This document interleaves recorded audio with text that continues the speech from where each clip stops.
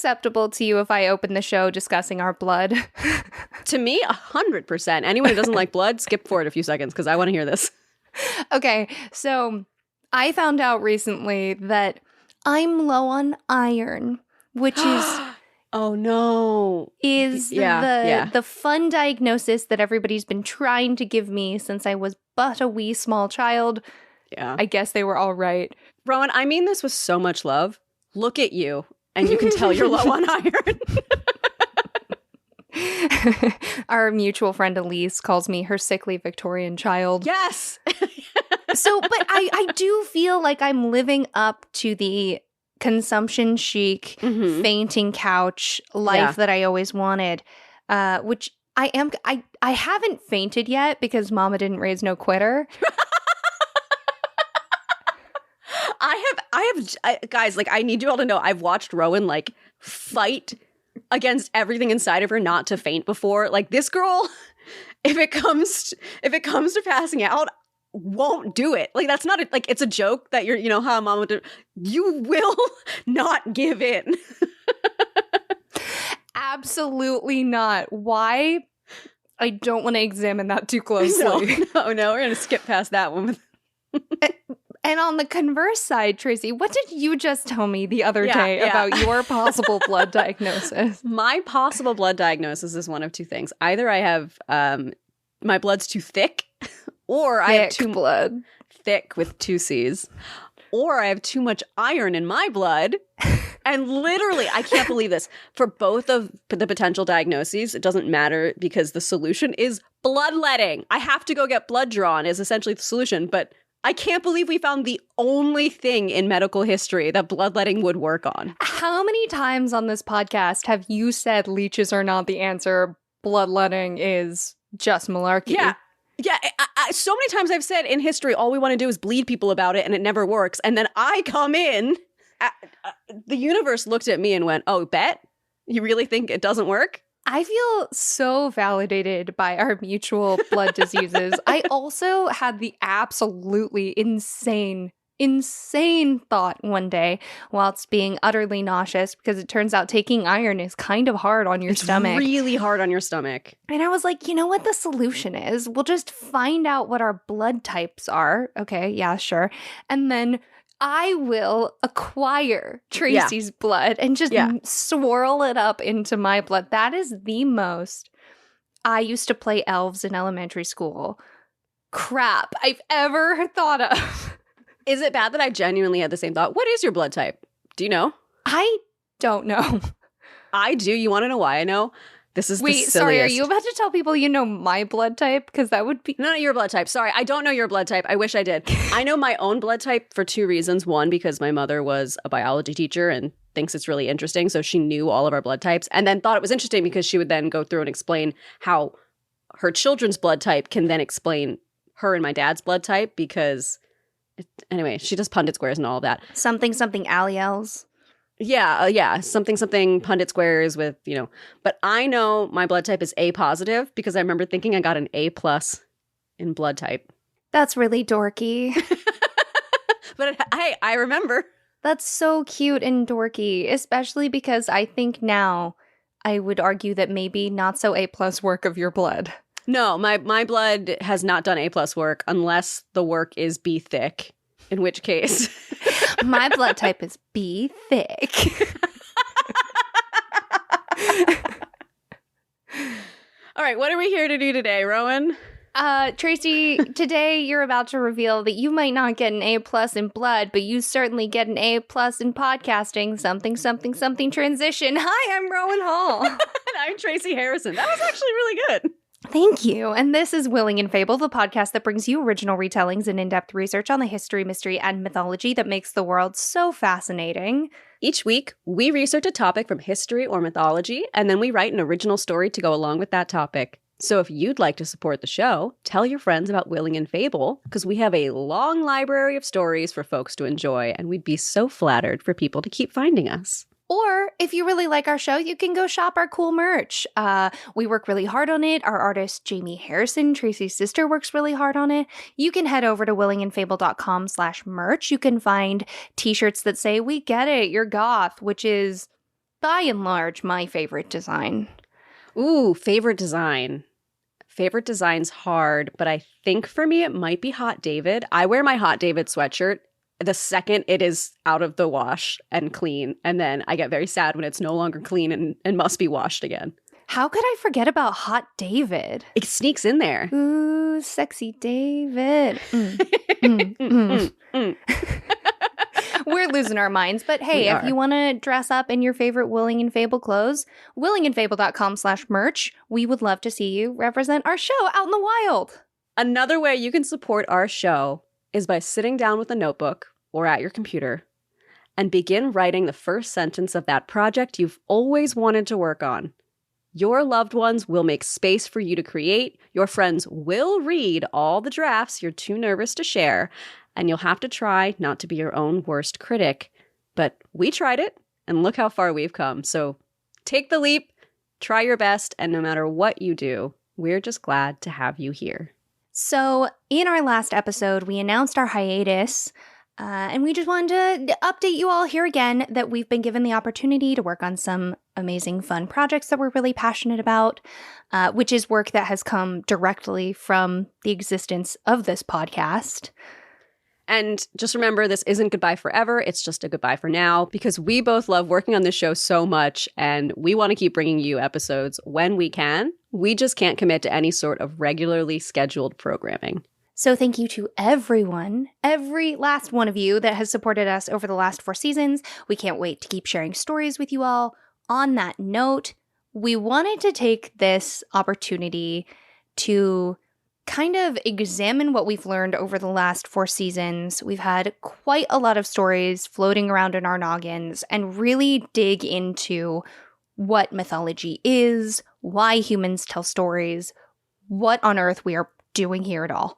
Yeah, this was an interesting episode to work on because instead of having one topic to really hyper-focus deep dive into, we sort of picked different facets of storytelling and mythology that interest us and could be explored in new ways. So I did what I always do, which is where I go into the episode and I know the topic, but I don't really know what I'm going to do about it. And then about midway through, I come up with this intense thesis that I'm driving towards. So this episode, it's going to be research from me and Tracy. It's going to be a story from me and Tracy. Mm-hmm. We're doing the whole thing. Let's do it. Let's jump into it. Let's start with a very basic question. What is a myth? Tracy, what is a myth? Thank you so much for asking. According to Webster's dictionary, I love getting to open an episode that way. We never open with just dictionary quotes. A myth is a traditional story of ostensibly historical events that serves to unfold part of the worldview of a people or explain a practice, belief, or natural phenomenon. Delicious. Delicious quote. We love to open with a quote, but Wikipedia might have its feelings hurt if you call it not a dictionary. It's an encyclopedia. Yeah, but you being used as a tool for exclusion, I think it might want to be like, I am a dictionary. You know what? Yeah, okay. Wikipedia, you can also be a dictionary. I love you, Wikipedia. You're my baby. You're my sweet baby. God. Okay, where were we? The word myth is derived from the Greek word mythos, which has a range of meanings from just meaning the word to saying, story, or fiction. Mythos has an unquestioned validity, which is contradicted by the Greek word logos, which is a word whose validity or truth can be argued or demonstrated. Because myths are considered a given and therefore have no need of proof, it's sometimes assumed they're simply stories with no basis in any fact or reality. And this has led to the word becoming a synonym for falsehood. We want to make it clear, just because we talk about something as a myth doesn't mean that it is necessarily untrue. If we've said it on the show once, we've said it 100 times. A myth doesn't always mean false. Myths have existed in every society and, in fact, may be a basic component of human culture. Therefore, myths have existed for as long as society has existed, and we've chosen to analyze and discuss these myths as stories regardless of their basis in truth or reality. But if you ask me, I would say that I think a myth is a story that connects people across time and space. I think it's a way to make sense of the world around us and unite people together. We share stories because we want to know what goes on outside of our own lives. We share stories because we want to know who we are and who else we could be, where we've been and where we could go, what the world was and what it could become. I think you're absolutely right. So peek behind the curtain. Tracy and I have an unreleased mystery What is a Myth episode from the OG days. Yeah. It was not good. No, painful. I went back and looked back at it. We were learning. But hey, do the thing, even though you're still learning how to do the thing. Point number 1. Yes, absolutely. But also, because that episode has existed for 4 years, Tracy and I have been on the same page for 4 years. And I would say maybe for all of the years before that. Yeah, at least 1 or 2 of them. The thing that interests me is that when you say myth or mythology, it allows people to put it in kind of this over there category, especially in the United States. Many people are only taught about mythology as it relates to the ancient Greek pantheon, and that is the origin of the word myth, as you said. Yes. But they'll do ancient Egyptian, ancient Roman, and then kind of call it on using the word mythology. Yes. And this asserts the idea that mythology is only to be associated with ancient non-Christian religions. But as you said, it is part of all cultures and subcultures. It's even part of modern marketing, if you want to extend it that far. Okay, I'm curious because Rowan and I haven't touched base after doing a lot of different research. It was so difficult to find information on storytelling and the way we communicate or the way our brains work that wasn't an article about how to use it in your business to market or advertise to people. That's definitely a thing. Yeah. Especially with the rise of social media, where you're kind of building this mythos. And I could get on a soapbox and talk about the way we treat celebrities like modern gods. Oh, yes. I mean, we do. But even in some ways, we treat them as human, but as gods, as fallible, as infallible. Like they're both untouchable, but we're desperate to tear them down. It's fascinating. To extend upon Tracy's original point with our sweet, sweet love, Wikipedia. Quote, "The true value of a myth is not a defining criterion. Myths are often endorsed by secular and religious authorities and are closely linked to religion or spirituality. Many societies group their myths, legends, and history together, considering myths and legends to be true accounts of their remote past. In particular, creation myths take place in a primordial age when the world has not achieved its latter form. Other myths explain how a society's customs, institutions, and taboos were established and sanctified. There is a complex relationship between the recital of myths and the enactment of rituals." End quote. Okay. And here's where things got good for me. I didn't know this, but apparently the relationship between myth and ritual has caused some, quote, controversy among scholars. Ooh. Did they get in a tizzy? It makes me imagine people in those ridiculous graduation robes shouting at each other. Yes. So there's a group of folks known as the Cambridge Ritual School. It's named for the place in England, not the school of Cambridge, noteworthily. Oh, okay. And they are sometimes known by classical anthropologists as, quote, the myth and ritual school. And these scholars believe in the, quote, primacy of ritual, which is to say, myths come from rituals. Now, this was some early 1900s bullshit, and you can tell because it oozes with the, like, let's go down into someone's basement in spooky outfits, perform a ritual, get laid, and then call it academia.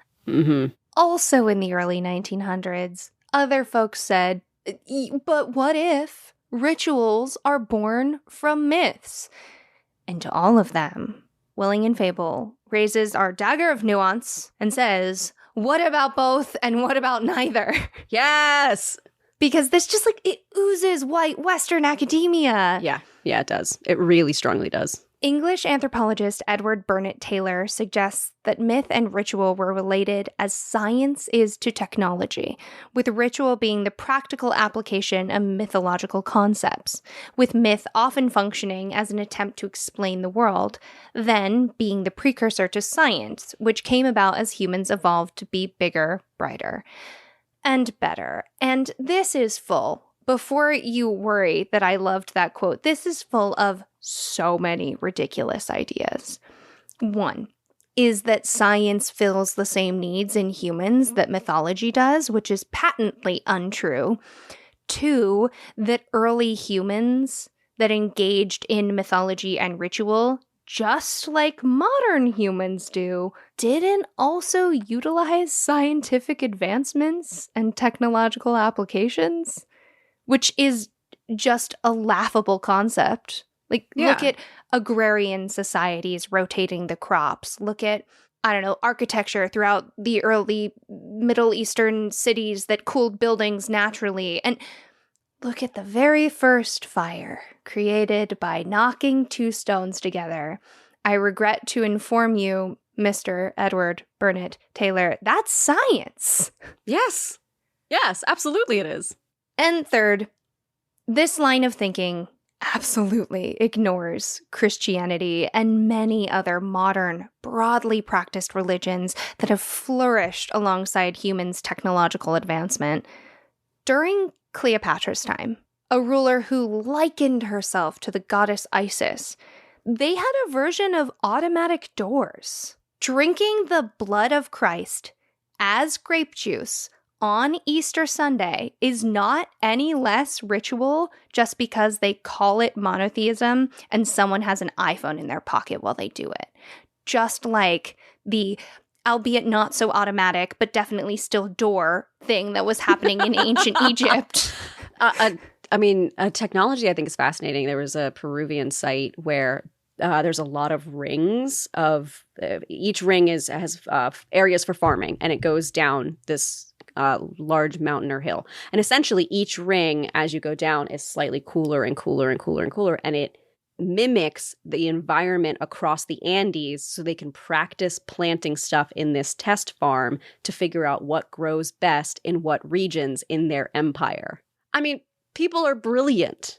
Just because it doesn't have a screen and blink doesn't mean it's not incredible technology. That goes so hard. Right?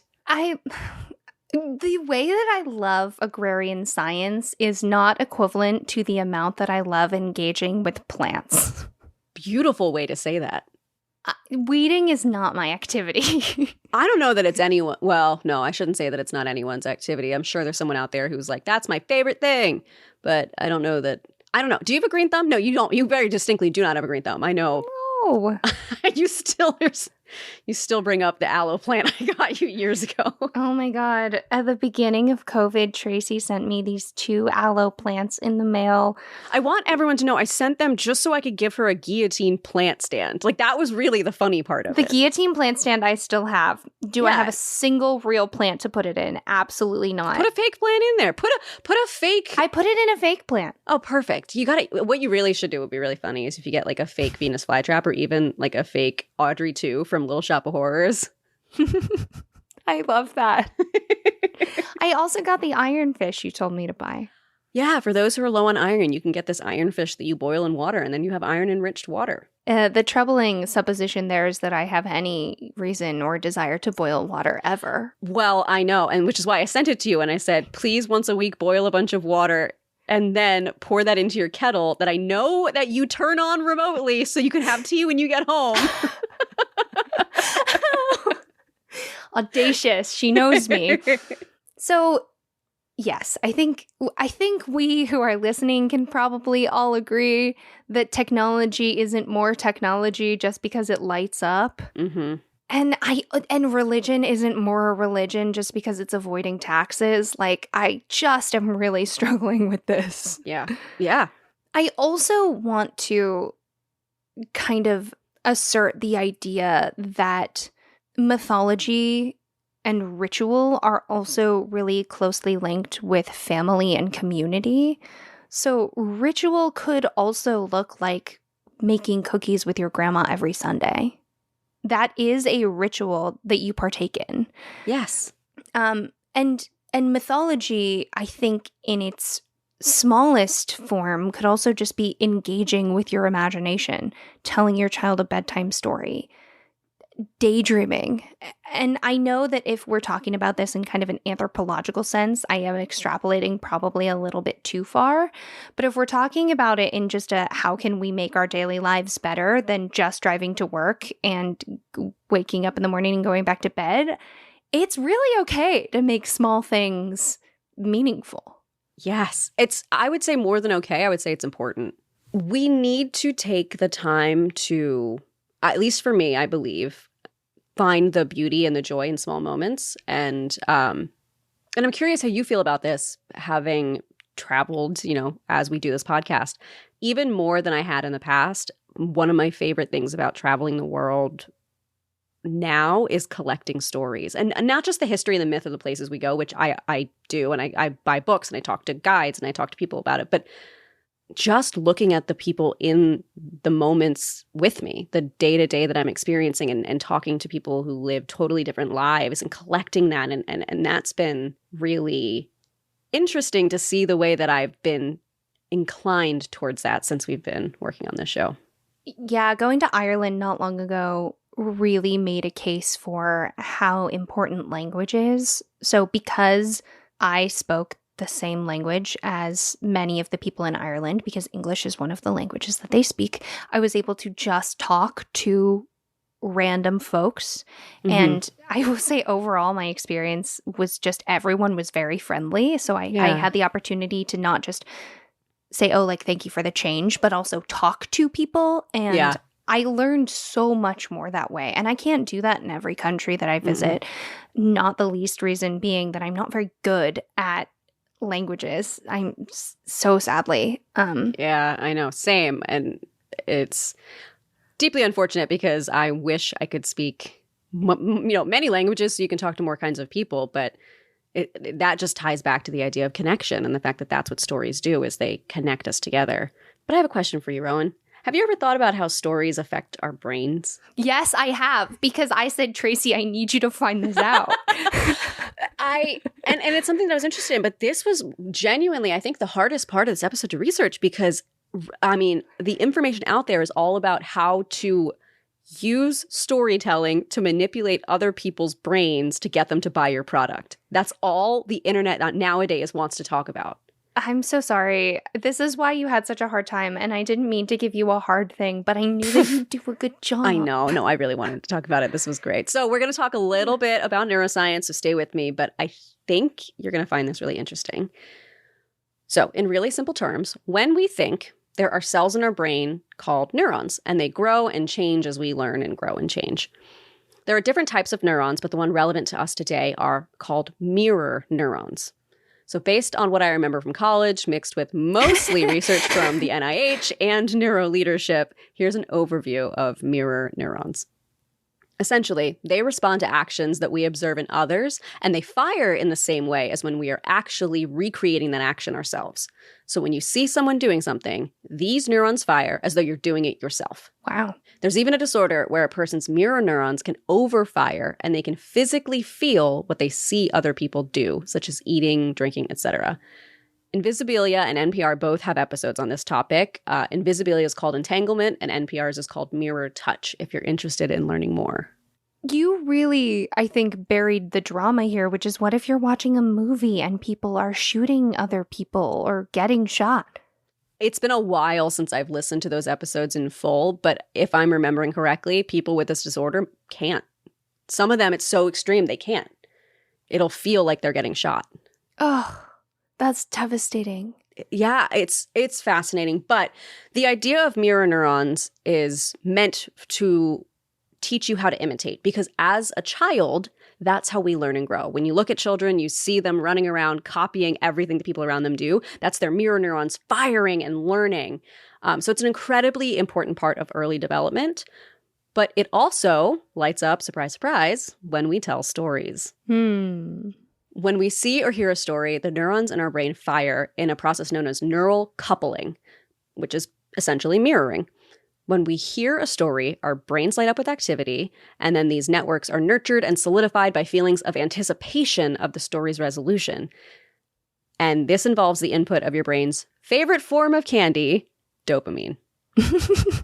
And that's because when we experience strong emotions, such as those we might feel during an engagement, we tend to remember those details more vividly. So that's why big moments in our lives, we can remember the weather, what we were wearing, what someone's hair looked like, because it's tied to those strong emotions that encode it into your brain and make sure you remember. So according to a professor named Dr. Paul Zak, who not only wrote a Berkeley article titled How Stories Change the Brain, and another article for the Harvard Business Review about how your brain loves storytelling, he also wrote many, many books about business and neuroscience. And he believes that oxytocin may be the other factor at play in our brains. Tracy, what do you mean? I would love to tell you, Rowan. So Professor Paul J. Zak conducted a few studies on how our brains change with storytelling. And in one of his many papers, he writes that, quote, "We ran a study using public service announcements, PSAs, in which participants received intranasal infusions of synthetic oxytocin or a placebo." What? I know. Get ready. This study is wild. Okay. We wanted stories that most people would not have seen before and ones that could elicit a pro-social action at a cost, such as donation. This would allow us to measure objectively whether the story got you. We found a rich trove of public service announcements from the United Kingdom that are well-produced and engaging. Computer software presented all the videos and post-video questions, and we used random participant identifiers so that one's donation behavior was kept private. 40 people received either 40 IU of oxytocin or an equivalent amount of normal saline placebo. Neither the experimenters nor the participants knew what substance had been administered. Participants started watching the videos after an hour-long period during which the synthetic oxytocin diffuses from the sinuses into the brain. We found that those who received oxytocin donated, on average, 56% more money to charity compared to participants who received the placebo. This confirmed the causal role of oxytocin on post-narrative, pro-social behavior. This increased concern motivated them to want to help by donating money to a charity that could alleviate the suffering of the stories depicted. If you think about it, the donations are quite odd. The narrative is over, but the effects linger. It's as if the brain is lazy and is using a, quote, monkey see, monkey do approach to assess appropriate social behaviors. Such responses are what social creatures with social brains do. And yet participants understand that the stories are fictional and are portrayed by professional actors. The money donated to charity cannot help these actors out of their fictional binds. Nevertheless, oxytocin makes people want to help others in costly and tangible ways. If you pay attention to the story and become emotionally engaged with the story's characters, then it is as if you have been transported into the story's world. This is why your palms sweat when James Bond dodges bullets, and why you stifle a sniffle when Bambi's mother dies. End quote. I'm sorry. So the participants knew that it was fake? Yeah, they knew they were watching PSAs. There was no subterfuge. They were watching a PSA with actors saying, in the arms of an angel, donate to these. Good cut. Yeah. And the difference was if they got oxytocin or not. By getting oxytocin, it made them more engaged with others. And that ties into how storytelling can impact the way that you can connect with other people. Holy guacamole, Batman. I know. Paul Zak, his website is fascinating. He is an interesting man. This is the beginnings of a villain origin story. Yes. Listen, I'm not trying to slander this man. He seems like a great guy, but I do look at him and think he could either become a great hero or a great villain and nothing in between. Like chemical warfare that's just oxytocin? Ooh. And dopamine. Gotta throw that one in there. And dopamine just for fun. So it's fascinating the way that we're slowly starting to learn. And we already had so much to talk about today. I didn't want to go down the rabbit hole of brain imaging, but there's also a big controversy going on right now in terms of how we map the brain, because the way we do it is you do the functional MRI, which measures your brain as you're doing things, and it can see what's lighting up. That is our best guess as to what's happening in your brain, because obviously we can't just know what's happening in someone else's brain. So, we put them in an fMRI, tell them to tap their fingers on the table and go, oh, look, those things lit up. That must be the motor function side of the brain. And then other people are looking at that research and saying it's equivalent to the pseudoscience of phrenology, and we're really using it in a wrong direction, and we need to be careful. And fascinating stuff that I was like, all right, I could do a whole episode on this, and we simply don't have the time. Tracy, I'm here with all of that for you. Yay! Not all of that, I should say. I'm here with some of that. So honestly, thank you so much for saying all of that. It's complicated. It's just complicated. Studying the brain is complicated because we are just other brains looking at brains. Yes. With no way to speak the same brain language. Nope. But we use it a lot. We do. And it just comes down to we're using our best straw man approach to getting answers, and we have to recognize that. So let's talk about the study of neurotheology. Let's do it! Because while Tracy was looking at brain chemicals, I said, what is your brain like on religion? Like that, what is it, the old-fashioned Dare commercial with the This is your brain on drugs? Oh, yeah. Yeah. Uh-huh. Yeah. This is your brain on religion? I can't wait.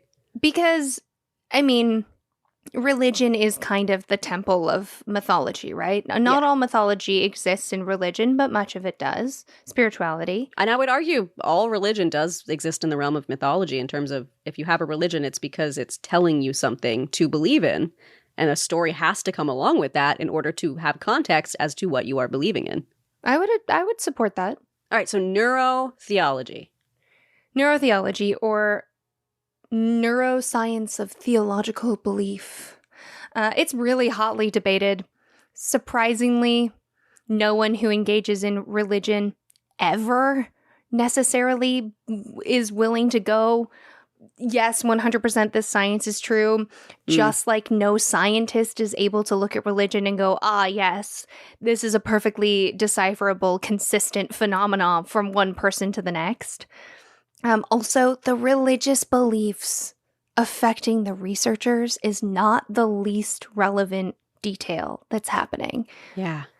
So Dr. Andrew Newberg is a neuroscience professor as well as the director of the Research Marcus Institute of Integrative Health at Thomas Jefferson University and Hospital in Villanova, Pennsylvania. Hey, I know where that is. We love Jeff.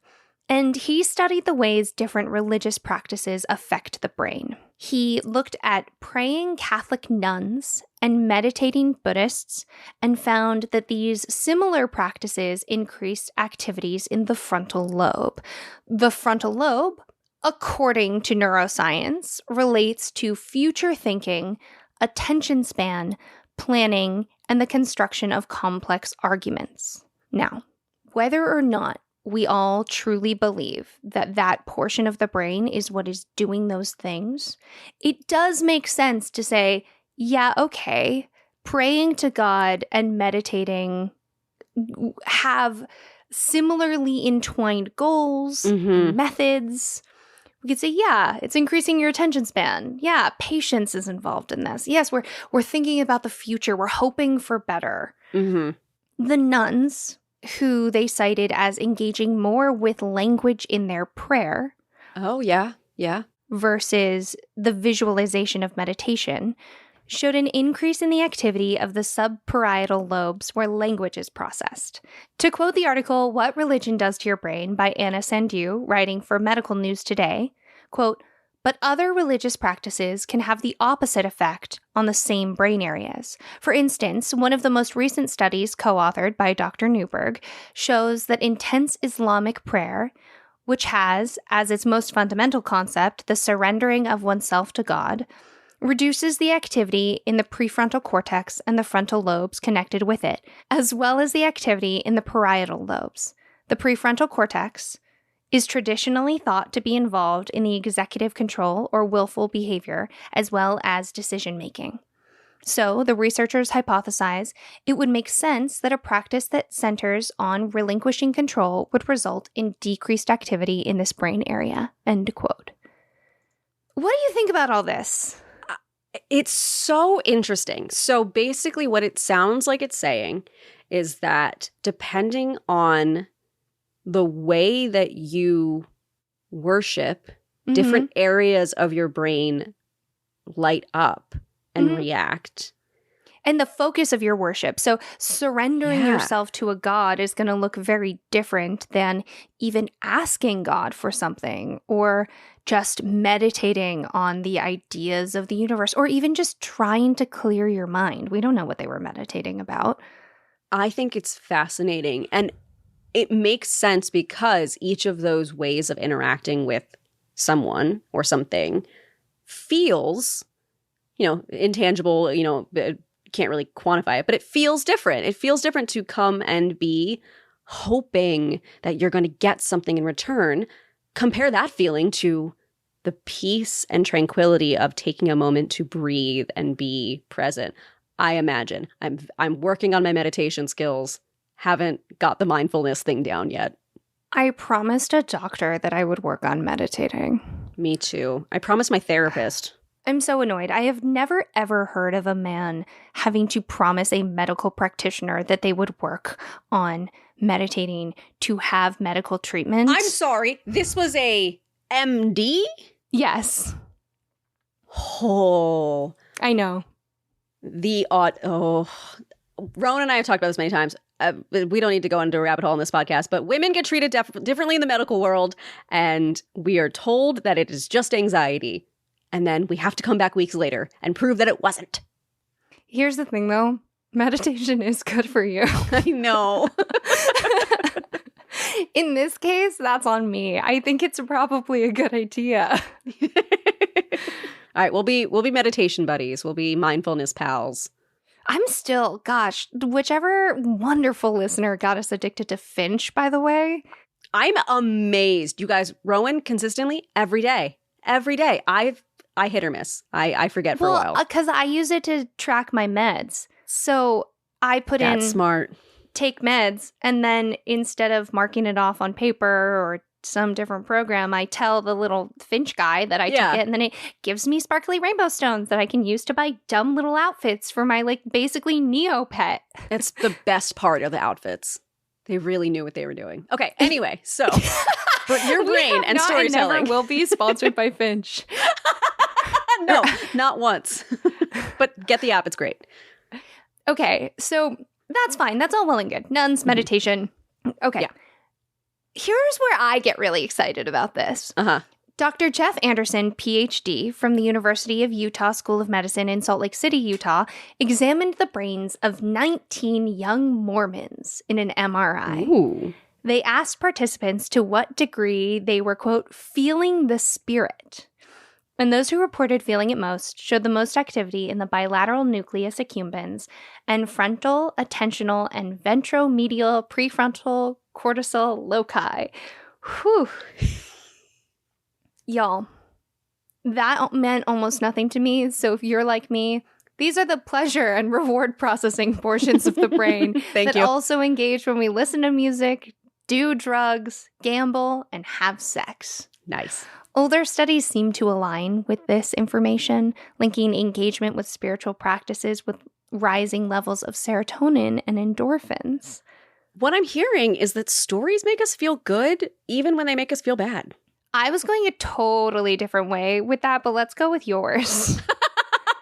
I was thinking your brain on religion, like the fried egg. Yeah. But they're not different. I mean, maybe it's the same thing of people who run a lot. I don't know. But people who run a lot get the endorphins. If you eat really spicy food, apparently it can give you a sort of pleasurable feeling. I think for me, the deal is humans love to moralize. Mm-hmm. And there's a lot of moralizing around, engaging in religion or doing drugs. More commonly, perhaps in ancient times than now, depending on where you go, religion used to involve drugs. Oh, yeah. Yeah. people are just pleasure-seeking machines. Everyone is. I mean, I don't have the data to back this up, and it could be a lie that I saw on the internet, but there was a study with rats where they would choose basically to feel good over food. Oh, the rat study where they would choose cocaine they would choose sugar over cocaine, which is how you know that sugar's more addictive, except rats will also choose to nest with a friend over cocaine, which tells me maybe rats don't like cocaine that much. Yeah, that's fair. That's very maybe. Hey, doctors, maybe. There's a TikTok about that where the girl said that exact same thing. So when you find that TikTok, share it with us. Can our next t-shirt be rats don't like cocaine? No context, just rats don't like cocaine. 100%. Okay, great. But also, I would choose a friend over cocaine. Yeah. I do that in my everyday life, actually. That's something I'm pretty consistently doing. Yeah, and I think it's just a reward versus consequence situation, but that's not true of every person. It's the amount of good that it brings you. Yeah, it's what you're seeking. And also that doesn't even get into the whole conversation about addiction and all that. No, that doesn't even. But if quote feeling the spirit activates the same parts of your brain that doing drugs and gambling do, are you really going to look me in the eyes and tell me that maybe engaging in religion doesn't have its own addictive properties?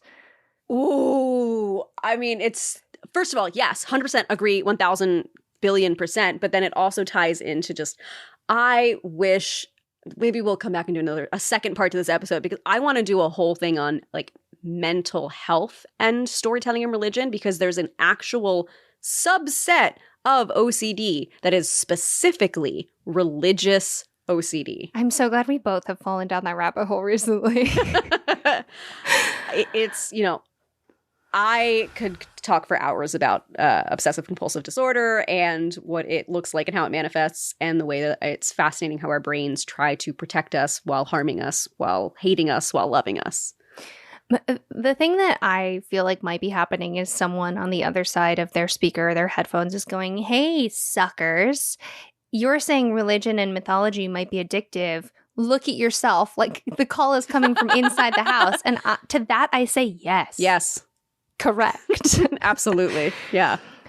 We can also detect the parts of the brain that are activated during, quote, out-of-body experiences, which I think is so cool. I am fascinated by. I love hearing stories of people who've had out-of-body experiences. And the third man is my obsession.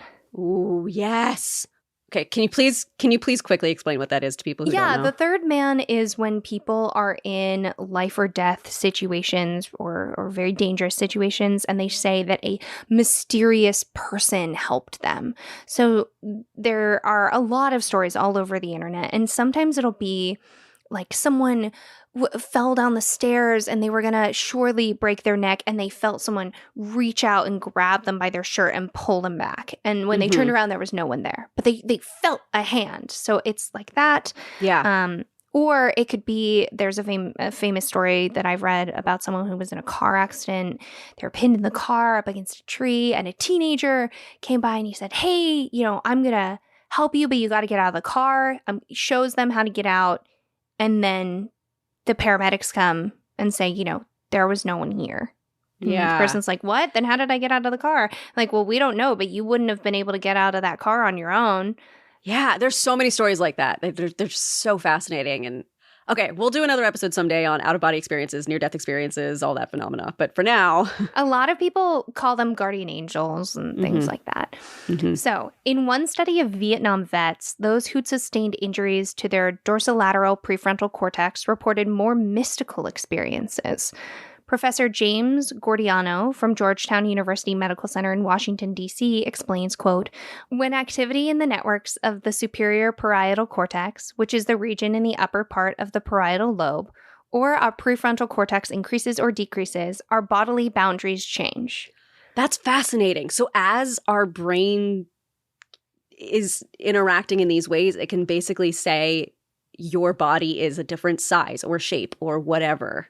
Mm-hmm. That's I mean, have you ever experienced this when falling asleep? It's called Alice in Wonderland syndrome, where you feel like you're huge and everything's tiny, or vice versa. Yeah, if I have a fever, I have dreams like that all the time. Yeah, I get that sometimes too. It's such a bummer. It's weird. It's so weird. So that's what that's coming from, probably. Yeah, I mean, you mentioned it earlier, because stories are so old, they've been affecting our brain forever. And it feels like we have grown up with storytelling as one of our foundational skills. And so to me, it's like, of course, our brains are quite literally wired at a foundational level to interact with mythology, religion, storytelling, communication, all of that. Yeah, I mean, even if you don't purposefully engage with mythology and storytelling, which you, dear listener, are clearly doing, but for all your friends that aren't, it exists around you whether you like it or not. Mm-hmm. And it has forever, which got me thinking about how long have we been telling stories? And Good transition. Thank you. So then I started looking at the oldest written stories, because we know oral traditions came first. They're the most popular form of storytelling and sharing information for millennia, but they don't always lend themselves to longevity of stories. So the Epic of Gilgamesh, while not considered the oldest story in the world, is considered the oldest piece of written text that we found telling a story. The Akkadian version of this is the most famous, and it's around 4,000 years old, while the tale of the shipwrecked survivor is also an approximately 4,000-year-old Egyptian papyrus, and the Book of Job also potentially dates back as far as 4,000 years ago. But please know, this is very much debated, and some scholars claim that the Book of Job is only 2,500 years old. So we got a range on that one. Some other honorable mentions are the Tale of Genji, which is 1,000 years old, Hammurabi's Code, 3,700 years old, and the Vedas, which are 3,200 to 3,500 years old. And those are some of the oldest stories that we still have today. And I have only read one of them. I've read the Epic of Gilgamesh. The frequency that the Epic of Gilgamesh comes up in casual conversation for me is absolutely insane. I mean, given the people I know in your life who you interact with, it is and it isn't, because I know the nerds you talk to, and I know they really like the Epic of Gilgamesh and Akkadian mythology. So it's really, I think it's a bias of who we choose to spend time with. That's fair. I really need to reread the Epic of Gilgamesh, because the first time I read it, I had to read it, so I didn't really like it.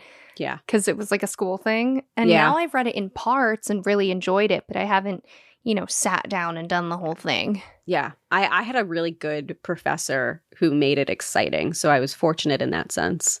So, how many stories are there, really? Rowan, how many stories are there? Thank you so much for asking. Story structures are different all over the world.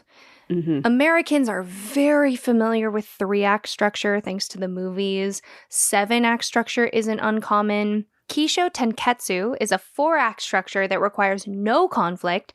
That's most closely associated with Japan. Mm-hmm. This includes the introduction, development, twist, conclusion format. And it's something that folks who listen to this podcast probably know best from urban legends. Mm-hmm.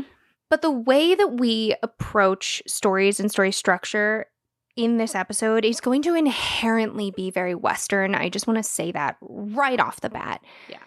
The kind of people who are posting about this in scholarly articles are people who are going to Western colleges. It's just examined through a very classical education lens. So keep that in mind as we kind of go through this. This is very much coming from a publishing scholarly area. In 1959, William Foster Harris asserted that there were 3 plot patterns: happy ending, unhappy ending, and tragedy. And I want to know real quick, how is tragedy not an unhappy ending? Thank you for coming to my TED Talk. Truly, because it feels like if anyone's going to dive into the nuance between an unhappy ending and a tragedy, it seems weird that they're separate.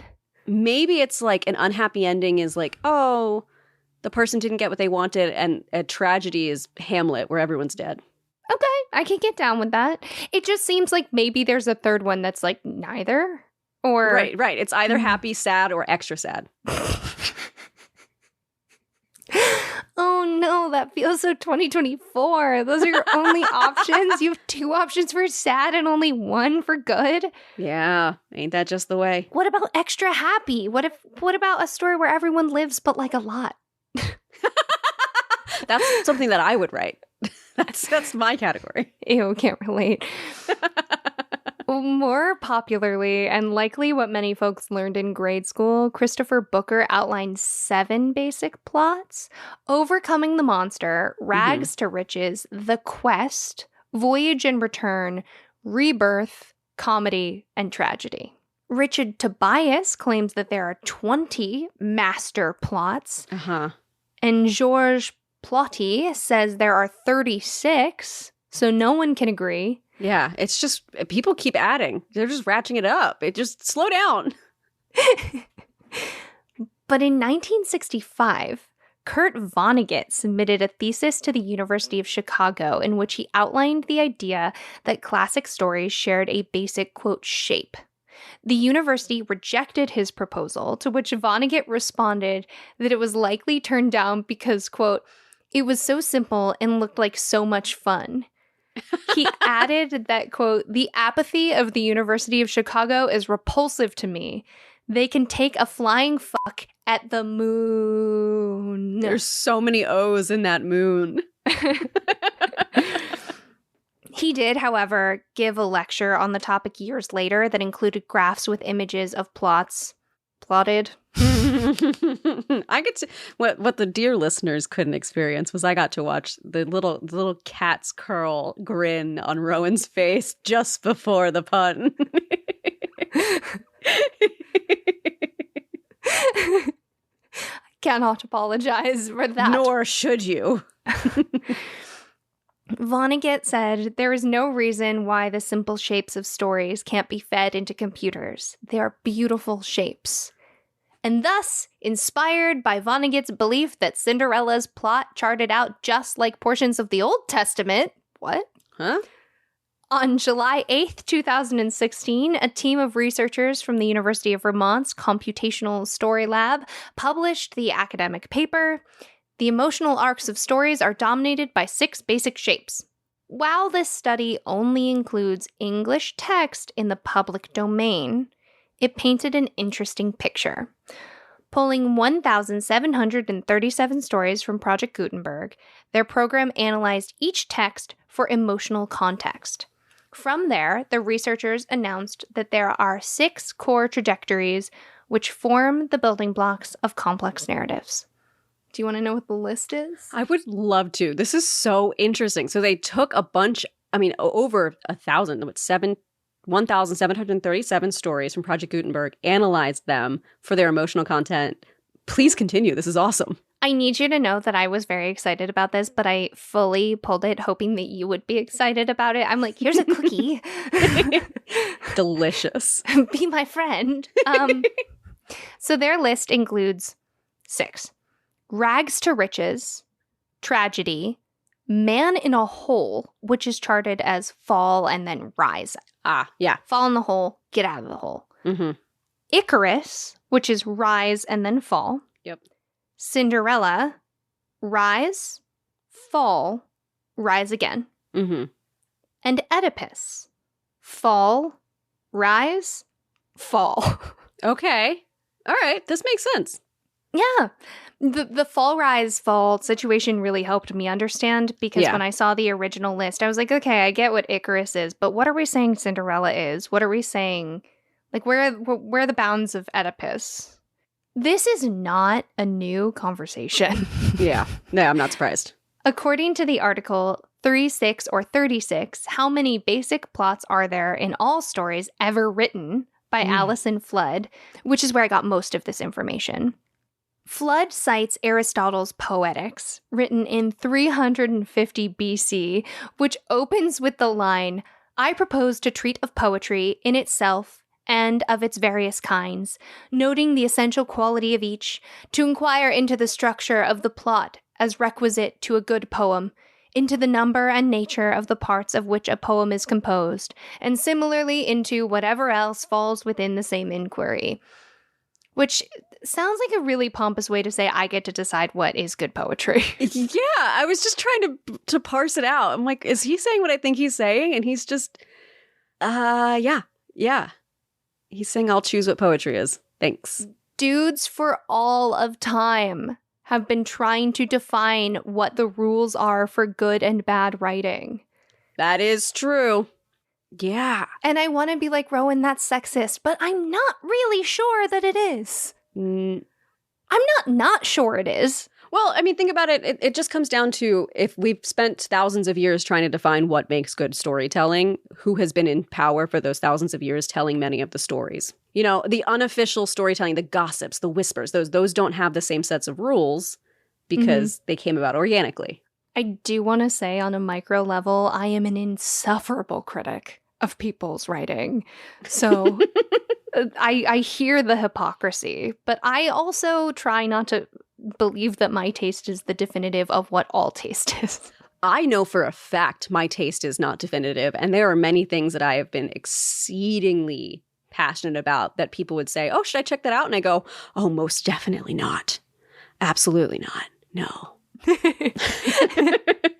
Guilty pleasure with none of the guilt. Yeah. I wouldn't call it quality, but am I enjoying it? Yes. Okay. So now I would love to transition us to talk about what has stuck with us over these last, 4 or so years. What do we still think about, no matter how left field comes to your mind all the time since we started doing this podcast? Okay, I'm going to start off with Lake Baikal. Because I was just visiting the ocean, and our cumulative discussion about deep water on this podcast, but particularly for me, Lake Baikal, affects me, I think, at least weekly. Interesting. It's cool to find out what really gets to each of us.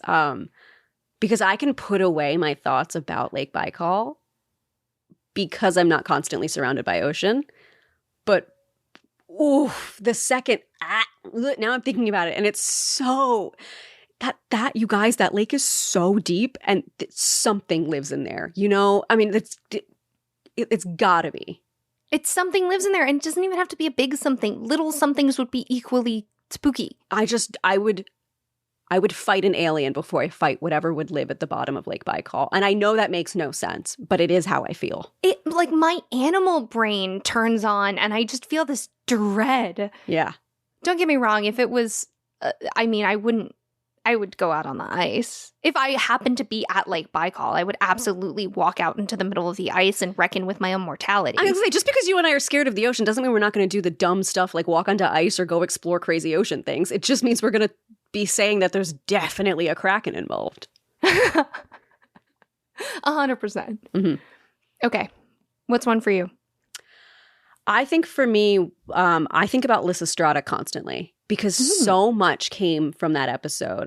The way that you handled the writing and the storytelling still gives me chills, but even just the emotions in the episode, I think, was really powerful, but you also came out with really fascinating facts. I think genuinely probably once a week about the invention of the chainsaw. Oh, I'm so sorry.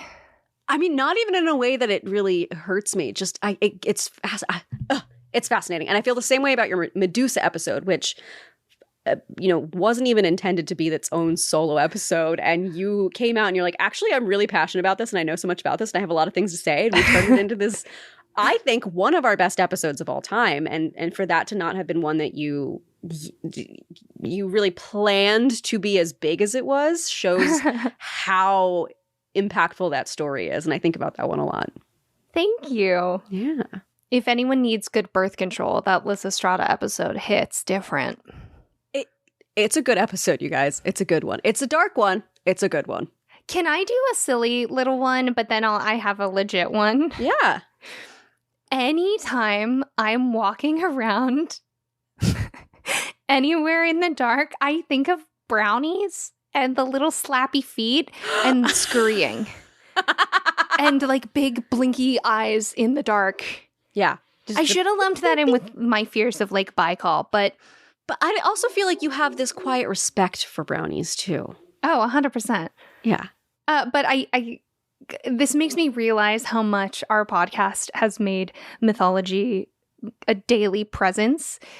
If I turned around one day and there was a brownie and it wasn't just me being worried that there was a brownie, I don't think I'd bat an eyelash. I fully agree. I think I'd be confused because I would expect it to be like Lola. But then once I got over the fact that it was a different creature, I think I'd get some milk and cream. What was it? What was your story? It was cream and honey for the brownie? Yeah. Or clothes or no clothes. That's where it gets really dicey. That's where it gets really, you know what? I'm going to let that little guy, he can sort that out, but I will give him some milk and honey. But on the kind of feminist front, I think about Dido Elizabeth Bell all the time. How interesting is she? Yeah, that was a cool one. That came out of my love of documentaries. That was another one that did. For me, it's that picture with her soft smile and just knowing how much work this woman would have had to have put into just living every day and staying where she was, and how so much of that work is quiet work. Yeah. And I think of the quiet, often home-based work as not being valued very often. And it was so nice because I feel like you gave her her due, at least in the scope of our podcast. And I see that also in like any historical woman you bring up. I just buckle up and sit back. I know it's going to be a good episode. I think that's my favorite thing to cover on this podcast. If it wasn't blatantly clear, I love covering cool women of history. There have been some great ones. I think about Elizabeth Friedman a lot too. Uh-huh. Yeah. Well, codes are very relevant, weirdly. Yeah. For those who don't know, Elizabeth Friedman was a female code breaker during World War II. Fascinating woman. Dream. One that sticks out to me is the witches, man, because every time we talk about witches, I think it's going to be so cool and like, ooh, spooky and fun. And we're going to learn this thing about women and the way that they didn't know. It's just men. It's always men making it depressing. And it's always more depressing than you want it to be. The nervous laugh that just bust out of me. Like, yeah, but witches is hard and sad because witchcraft has only kind of become this like mythology of feminism that exists as in the form that exists today very recently. Yeah. And it was much more practically deadly and still continues to be actually in different parts of the world, but it's very scary. I think about what an act of love reading a story to someone is. And I feel very privileged that basically once a week I just get to sit down and you read me something that you wrote. I mean, back at you, because I could, okay, and that's my note that I have here. I could listen to you tell stories all day and still want more. I genuinely, in my heart, believe that you are one of the best storytellers out there. I truly am blown away by your talent every week. Like, not infrequently, and by that I mean probably almost daily, I just sit and think about how talented you are, because there's not a single thing she can't do. Like, you throw any ideas or concepts or challenges or styles at her and she'll figure it out. And so I know you guys know Rowan from the podcast. I get to know her in real life, and that's just, listen, getting to do this show with you for the last 4 years has been more inspiring and wonderful than I have words for. I love you so much. Which sucks, because this is a words show. I love you too. I think a lot about how lucky we've been to tell stories every week, which is just fundamentally engaging in something creative with each other every week. And it has made me realize how much making something with someone is different than any other kind of activity. It's not getting coffee. We're not just getting coffee and shooting the shit. Right. We are making something together and we're trying new things together. I think a lot of it is going out on a limb, which probably maybe doesn't feel quite that way in the final episodes, but feels that way in the process. It does. And it's the trust that going out on the limb with someone else with that person is safer, and that you can do it together. Like, every step of the way in the process, I know that you and I are standing together side by side, holding hands, and facing it together.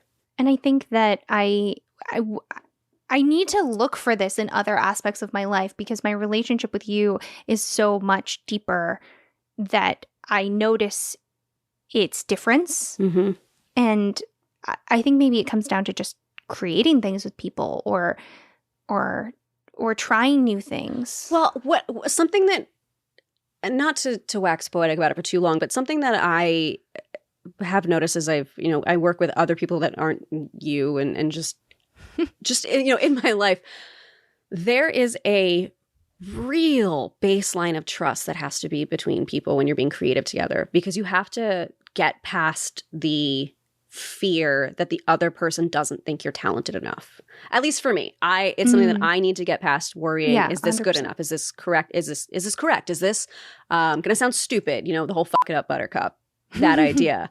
Working with you, it's so not present that it actually took me by surprise working with other people to remember that exists, because there's just this inherent, I know the second I get feedback from you, there's like a paragraph before it that's unspoken of like, yeah, you're a good writer. I know you're talented. I trust you. I believe in you, blah, blah, blah. This feedback is just for this item.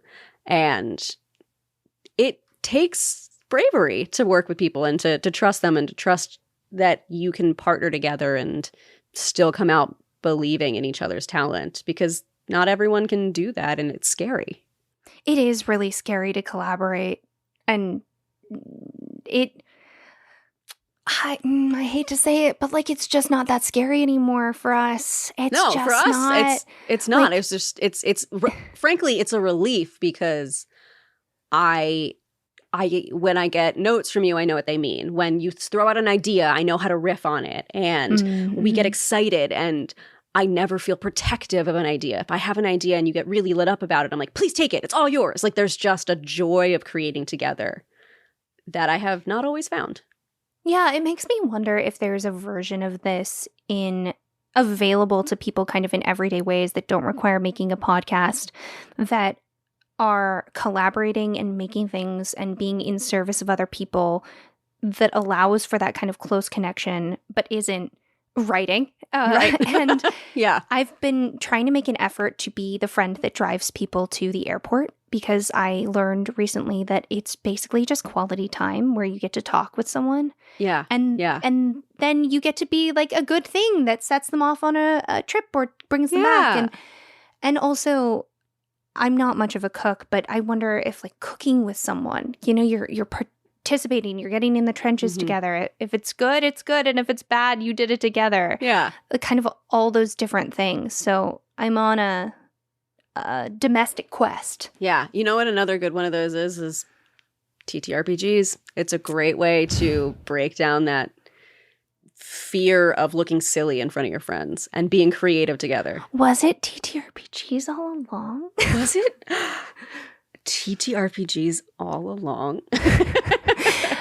So the question that I had is, what are some big things that we learned over 125 odd episodes? Yeah. Like big concepts. One of the ones that I really solidified over these last episodes is how much that I love to learn and how much other people also love to learn, because that's been really fun. It's getting to share this passion and all these interests and having people be like, oh, I know this fact, or I've seen this fact. And that's been a real joy, because as you know, we've already said it twice in this episode, I'll just watch history documentaries for fun and put them on in the background, and to get a community of people who also just get excited about finding out information, that has been awesome. And that's something I've really discovered. I think a lot about how we, as a collective humanity, are more alike than we're different. Yeah. And I think that in a capitalistic society where output and storytelling are very monetized, and where a lot of people have been very mistreated, we're in this space now where people are trying to rightly take ownership of stories that are theirs. So cultural mythologies and stories, and be the people who are telling those stories. And I think that's very correct. And I think on a personal, individual level, as people that are learning, to read all of those stories and see how they are similar and take kind of like sit with yourself in like the similarity and say, I know that story and I have told a version of that story. And here are the places where there's fun nuance and here's where it's unique to you. But there are core places where I see the world and you see the world and it is the same. And I think about that a lot because very often, based on need, we focus a lot on how people and how stories are different. But as a way to interface on an individual level with others, it's very helpful to see that so many myths and stories are the same. I completely agree with that. And I think it ties into something I wrote down, which is that people have always been people. Yeah. We're more alike than we are different, and we have always been this way. I mean, that's been fun to get to see. They get mad about the same things, they get excited about the same things, they care about the same things, and we've been the way we are since at least as far back as we've been telling stories. It's the dirty graffiti in Pompeii for me. For me too. That really sells that. Yes. This podcast, as it's gone on, has also really been a testament to the very corny idea that knowledge is power. Yeah. Because I walk through the world differently now, knowing as many stories as I know. Which is not to say that I am an expert. Very often people ask me about things we've discussed in oh my God, same. past episodes. And people treat us like we're experts, and we're just little guys who talked for a few hours about a topic one time.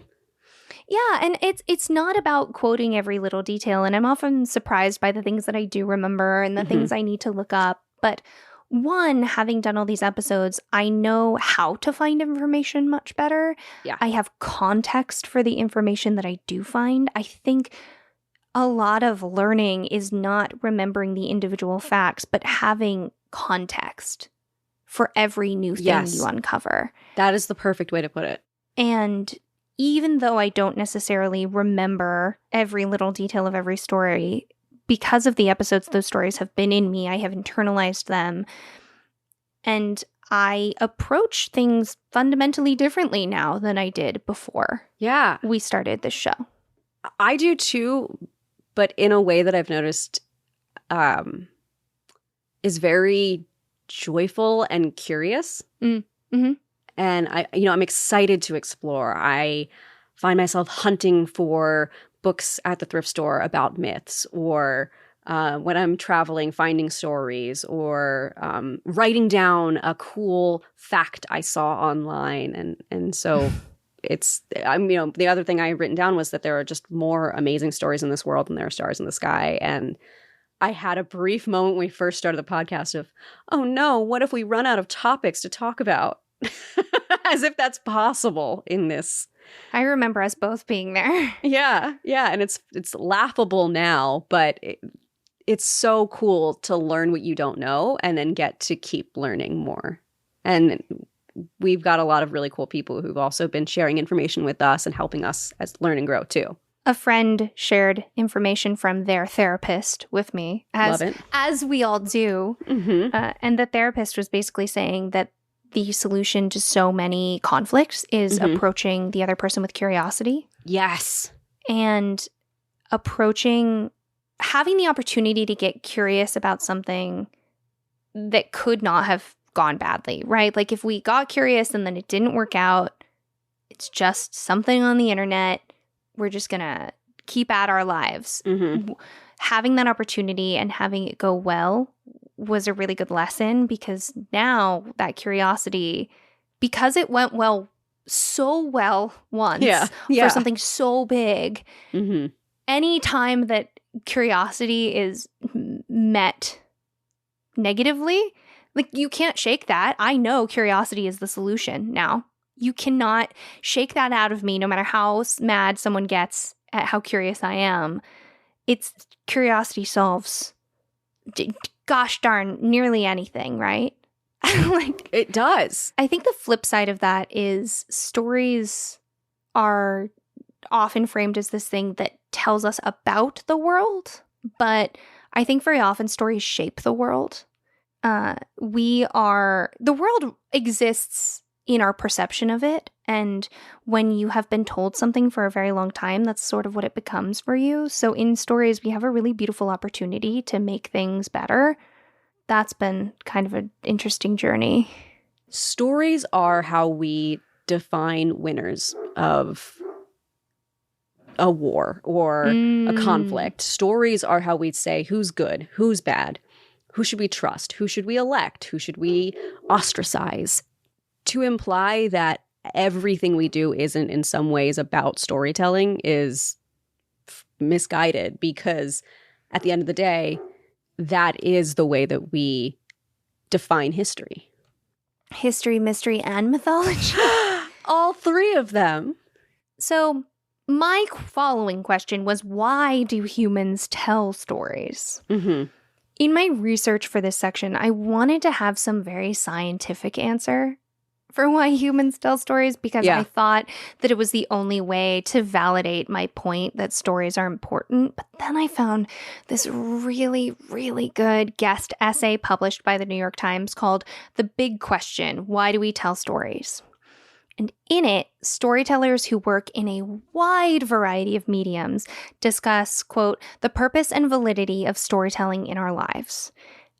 And I was delighted when Diana Gabaldon, the author of Outlander, sort of validated my point by saying in the piece, quote, art and science aren't different things. You know, they're two faces of the same coin.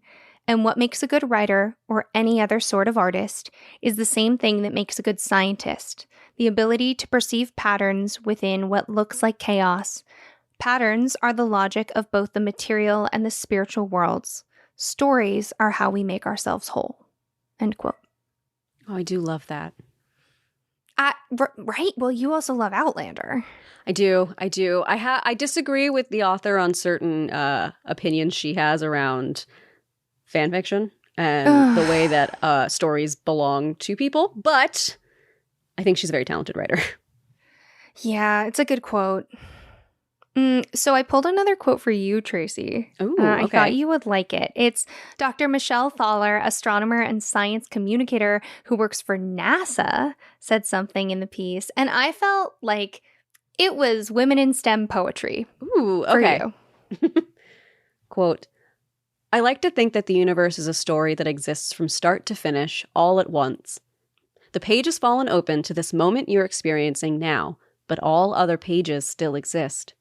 The whole story is contained in every point, even the tiny point of space and time in which you are reading this. We are all in this story together for all of space and time. Let's try to make it a good one. End quote. So why do humans tell stories? Because humans tell stories. There's a lot of talk about telling stories as the thing that makes humans human. Oh, yeah, I did see stuff about that. And, you know, that comes down to us just being the only ones with the level of communication that we have at this point. But we also don't know that other creatures don't tell stories. I have something to say about that. I will dive in. Tracy, I come to you with validation. Okay. In the form of statistics. I do love data and statistics. So, across 125 episodes over about 4 years, we wrote about, roughly, on the low estimate, 750,000 words. Or about 1,500 pages, single-spaced, A4 letter, 12-point Arial font. Oh my God. Based on the average length of a novel, that word count is about 7.5 books. 7.5 books or one really good fanfic. Which my fanfic readers out there will find hilarious. Okay, so 750,000 words also happens to be the length of, as you mentioned, one of the books that's considered to be the first, The Tale of Genji, which is An introduction to culture and aristocracy in early Japan. Yes. So we're not the first book. We're not even arguably the first book. You and I didn't write the first book? No. Oh. And we're certainly not telling the story of a handsome, sensitive courtier who goes around to a bunch of women in his life. But, and this is an important distinction. Yeah. The most easy to imagine comparison, the Lord of the Rings trilogy plus The Hobbit totals only to about 576,459 words. So we did absolutely own Tolkien. I'm going to take it as a win. I'm taking it as a win. A win's a win. A win's a win. What can I say? I mean, that's not even close. I mean, that's 200,000 words off. No, we absolutely rocked Tolkien. Quaking. He's quaking right now. But the reason that I wanted to do this ridiculous math, I want you to internalize this. I know where this is going. I can already tell. You can call yourself a writer. You know what? I do feel comfortable calling myself a writer. I made a comment many episodes ago. I mean, kudos to anyone who can find it and tell me what episode it was that I didn't feel like I could call myself a writer because I wasn't published or I didn't have a novel or whatever. But yeah, I think we've gotten there. Rowan's just staring at me with a very like, oh honey expression. It's a lot of words. Also, that's the low estimate of the words. I had some brief fantasy that I would go through every single episode and count the words, but it turns out there's a lot of episodes. One might say around 125 of them. Roughly. Although actually more, because there were ones that maybe we practiced or we started writing and didn't record or we didn't make, whatever the case may be. Yeah, there are a few that will never see the light of day. Have never, will never. Sorry. All right, I want you to internalize that before you tell your story. Thank you. I'm curious, before we jump into the stories this week, did you find it really hard or really easy to write a story for this episode? Okay, so I had something that I wanted to explore that I've had for a really long time. Yeah. And then I psyched myself up because we're about to go on hiatus. Yeah. So I had to panic for a while. Yeah. And then I had to do it. And then I had to leave it alone. Yeah. And come back and fix it. I really struggled because it feels like in school where it's like, write an essay about this, write an essay about this. And then like, write an essay about whatever you want. And you're like, it's too broad. I need to narrow. I need to be constrained in what I'm allowed to talk about before I can get creative about how to talk about it. I fully panicked. I could have offered you constraints or guardrails. Anyone could have. This was a problem of my own making and in my own head. Good. But I got there. I thought back to what I used to write. So Rowan, you remember this, in high school, used to just sit and write. And I would write these embarrassing internet posts of like just musings. The musings of someone who's 15 and thinks they have the soul of like a wizened 45-year-old writer smoking a cigarette. Like that's the energy I thought I was bringing.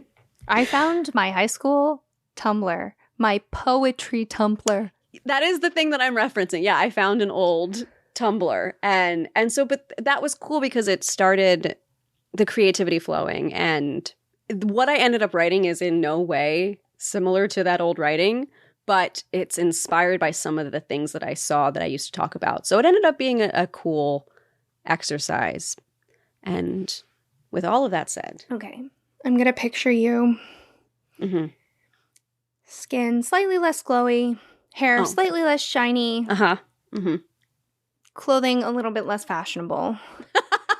Uh-huh. Adorable as heck. Great taste in scarves. Oh, I did. I was a big scarf girl. Okay. I have that Tracy in my head. Oh, braces. I added back to braces. Yeah. So that is the origin of the story that I'm telling you today, which turned into just a very different story than the original, just like person sitting alone musing. But you'll see kernels of that expression in this story. I love that Tracy as much as I love this Tracy, so I'm ready. Humans have been staring up into the night sky for forever. They tell stories about beings of light moving through the heavens above them and twinkling in the night sky. They talk of grand gods who perform incredible feats and protect the earth in order to ensure that the world keeps on spinning. I used to lay on the beach outside my family home and stare up at the night sky full of bright stars. I remember thinking that if I stretched out my hand just far enough, that I could scoop the heavens into my palms and carry them with me on the way home. And then I became a god. But that's not what this story is about. No. This story is about the sun. First, when it comes to the gods, I think it's important to know two things. One, we are not made, we are chosen. And two, some of us have no idea what we're doing. I was chosen to take over as representative of the moon almost 200 years ago. The day after my ascension, exactly 198 years, 5 months, and 3 days ago, I met the sun. She was... Is it too cliché to call her radiant? Maybe it is, but the second I laid eyes on her, my whole world shifted, and when she looked back at me, something in the universe clicked into place. There are some moments in our lives that are so important, they turn into anchor points. And meeting her became mine. My life became categorized into before and after that day. The more we got to know each other, the more it truly felt like we were two halves of the same soul, staring out at each other from across the sky. Due to the nature of our respective positions, we didn't get to be with each other as often as we would like. Aside from our brief interactions at dusk and dawn, we could only really look at each other from afar. However, tonight was different. Tonight was an eclipse, which for us meant time to be blissfully and peacefully alone together. So we snuck down to Earth to watch the humans. And we almost immediately got stuck in a rainstorm. Laughing at the sudden deluge, we ran into a small abandoned house to wait out the rain. We curled up together next to the window and watched the storm and talked of everything and nothing until a silence fell over us. Fat raindrops let out sounds of plops, splats, and whaps as they made their way crashing unceremoniously onto our windowsill. "Did you think it would be like this?" she eventually asked in a quiet voice. "What, the rain? It's more or less how I remembered it, wet and cold." If she heard my response, she didn't acknowledge it. She just kept staring out the window. "Dearest," I hedged, "what are you really asking me?" "Sometimes I wonder if maybe someone made a mistake when they chose me to become sun." She said these words in a rush as though she needed to get them out all at once or she'd never have the courage to say them at all. I don't feel like I'm the right fit. I feel lost and broken, but not broken in a beautiful way. I remember that's what she said. It took me by such surprise that I couldn't even respond for a long moment. Sun sat with her legs pulled up to her chest and her arms wrapped tightly around them, and her eyes watched the droplets slide down the glass, slowly traversing through the pane. I could tell she was a million miles away, even as she spoke sitting next to me, and her wet hair clung desperately to her forehead. "The way I see it," she continued, "there are some people with cracks along their porcelain spines that radiate like scars along their skin. It's tragic, but you want to look at the pain. You want to see it and be a part of it all. But not me. I'm not broken like a mystery. I'm all edges and squares and simple geometry." She shrugged as though this were inconsequential, though her eyes, when they met mine, begged me to understand. At some point it seemed that a primal need had emerged within her, a desperate and aching hunger to be understood, and and I knew that feeling. In her eyes, I glimpsed a silent plea for understanding and a yearning to be seen beyond the surface, beyond the title. It was as if she sought solace in the simplicity of her pain while simultaneously longing for a deeper connection. And I understood, because it's hard to reach out past the walls we've built. We'll bruise and batter ourselves trying to escape from the cages we've erected, with our hands desperately reaching towards each other, fingers brushing the tips of oblivion and praying that we don't feel the sting of agony and regret. So I understood that fear, and I said nothing. I simply nodded and waited for her to continue, afraid that just the sound of my voice could break the spell she'd woven around us both. They say scars make us who we are, but I'm not sure that I believe them, whoever they are. My scars are deep and sore and simple.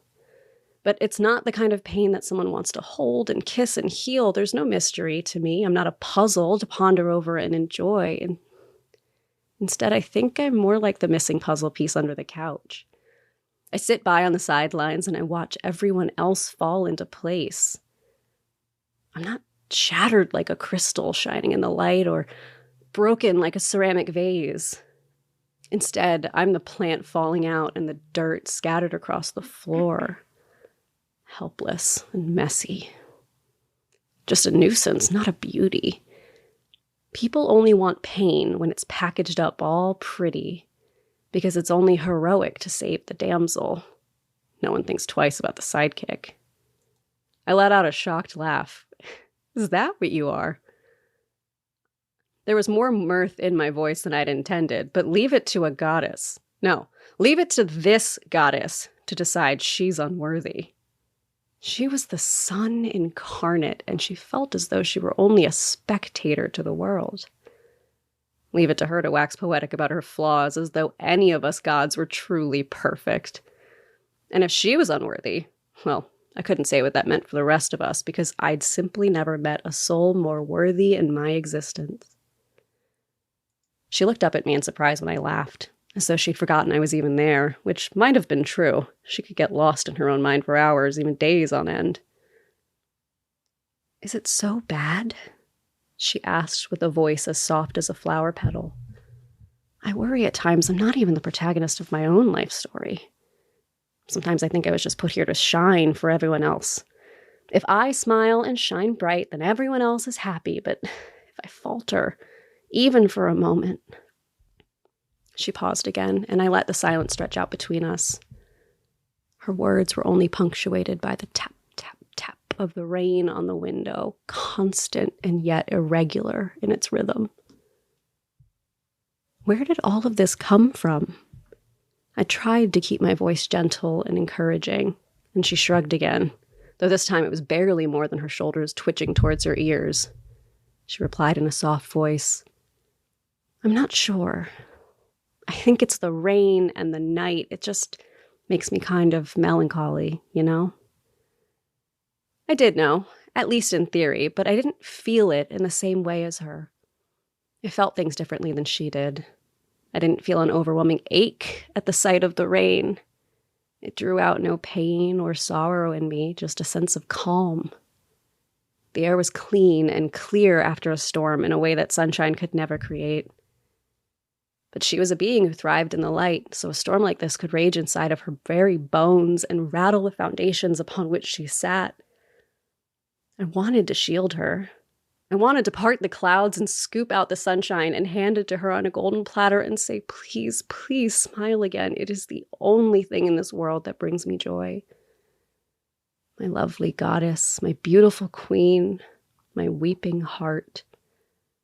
Every breath I took was for her, and she didn't even know it. Coward that I am, I couldn't bring myself to tell her, even now. I wanted to reach out to her. I wanted to take her hand gently in mine and kiss each precious finger until she could feel it in her soul. She was perfect to me, including every flaw, scar, and ache. But I didn't want her broken like a mirror on the ground with shattered pieces sharp enough to draw blood. I didn't want her broken at all, but that ship had long since sailed for both of us. Show me anyone who says they get through this life unscathed, and I'll show you a liar. You may be broken like geometry, I told her, my voice a whisper in the darkness between us. But I happen to love math. She snorted. It was exactly the sort of sound a goddess was not supposed to make. She shook her head, letting a hint of a smile curve the corner of her lips. How do you always do that? It was my turn to be confused. Do what? Make me feel better when I'm determined to feel bad. I can barely get out a pout before you make a joke or a comment that has me laughing all over again, and I don't know how you manage it. Oh, well, that's easy, I said as I rested my head on her shoulder. I see you. Not the you that you want everyone to see, but the real you. The one behind the facade. Don't look so shocked. You're not half as deceptive as you think you are. You're too kind for that. It takes a certain lack of empathy to manipulate the people around you, and you, my dearest, are overflowing with empathy. So to you, I say, so what if you're broken? I took her hand in mine and brushed my lips across the callous tips of her fingers and stared into her wide eyes. I'm broken too, and I hope we never find mending. When people talk about men written by women, they're talking about writers like you, which is to say nothing of the gender of this character and everything to say of the way you write love. I wanted to do two things with this, so I'm curious if it came across.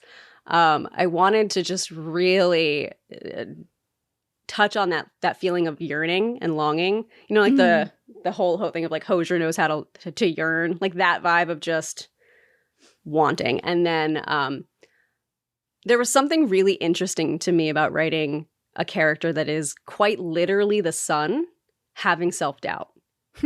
Like the thing in the universe, the sun, is this being that questions if they're even able to do their job or be a god. That was fun to explore. Like, what if the sun thought they were a sidekick? What would that look like? Yeah, the idea of the sun having imposter syndrome is really poignant. I also noticed that you made the sun a femme character in this, which is really interesting because majority of mythologies have them as being masc. Yeah. So this, stories belong to whoever listens and consumes them. But when I wrote this, these are two femme characters in my head. I really wanted it. 100%. It's good. Giving women loving women, which is why I wanted to say right away that, like, I'm not talking about the narrator being man. It's just that women write love. It hits different. There's something about so I started reading a book series recently that does this really well, and that was also part of what inspired this story. There's something about non-sexual desperate yearning between two characters that is so it'll have me kicking my feet, giggling, twirling my hair in a way that, like, a full-on smut sex scene, I won't even blink. It's so beautiful. That's actually, it was so funny. It's going to be one of the things that I commented on because I love how tender and loving and intimate this is. And it's not inherently romantic at all. Yeah. It definitely could have romance. These people could be very much in love. They could also love each other. Like, you really left room for exactly the kind of story that the listener wants it to be. For example, I was trying to, as you were reading, switch the people as much as I could to try to see if I could fit them in. It was so satisfying. The moment that you described Scars as simple, you couldn't hear it, but I went, ooh.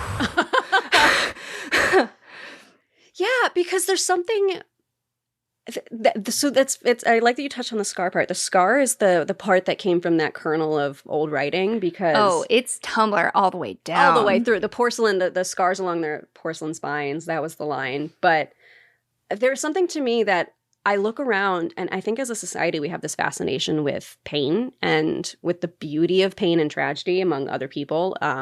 You see it in shows like Fleabag, like seeing someone be self-destructive or be in pain or find their way out of it.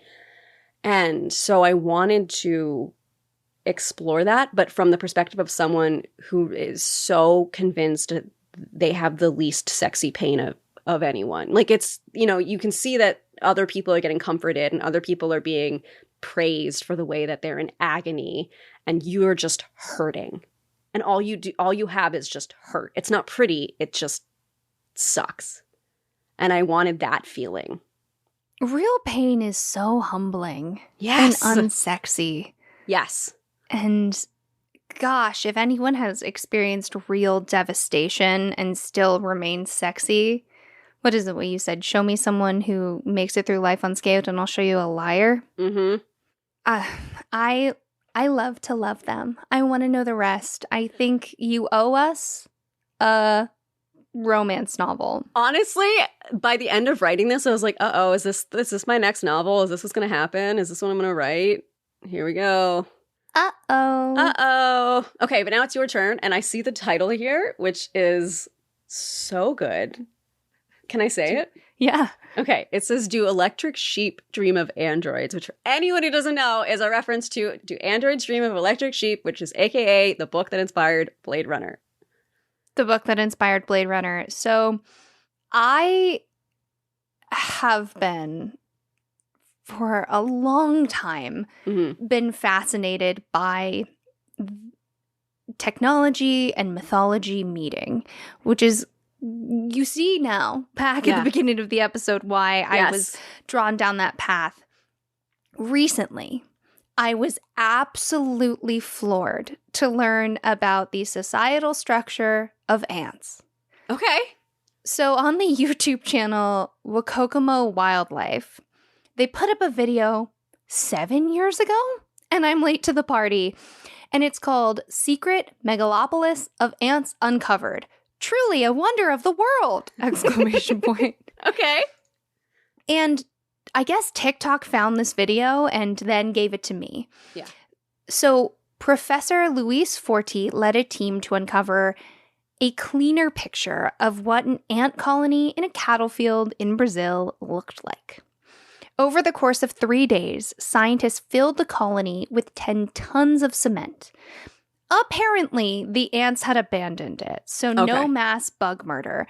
But not every source that I found cared to mention the state of the ants, so I'm not actually sure. Okay, got it. Let's hope that that's the case. And conveniently, there's one shot in this video where they're showing the cement, and an ant is crawling, like after it's hardened, and an ant is crawling over it, and you're like, either that ant is looking at an ancient ant city and going, why is it rock now? Or that ant is going, my brother, my sister, my family. Right. Hey, maybe there's a secret third option and nope, I got nothing. I've got nothing. I was trying to think maybe he's a different ant, but then we circle back to, hey, why that ant city stone? So really, this ant's having a weird day at best and a bad day at worst. Exactly. So after 1 month of curing the cement, this team began digging around the structure.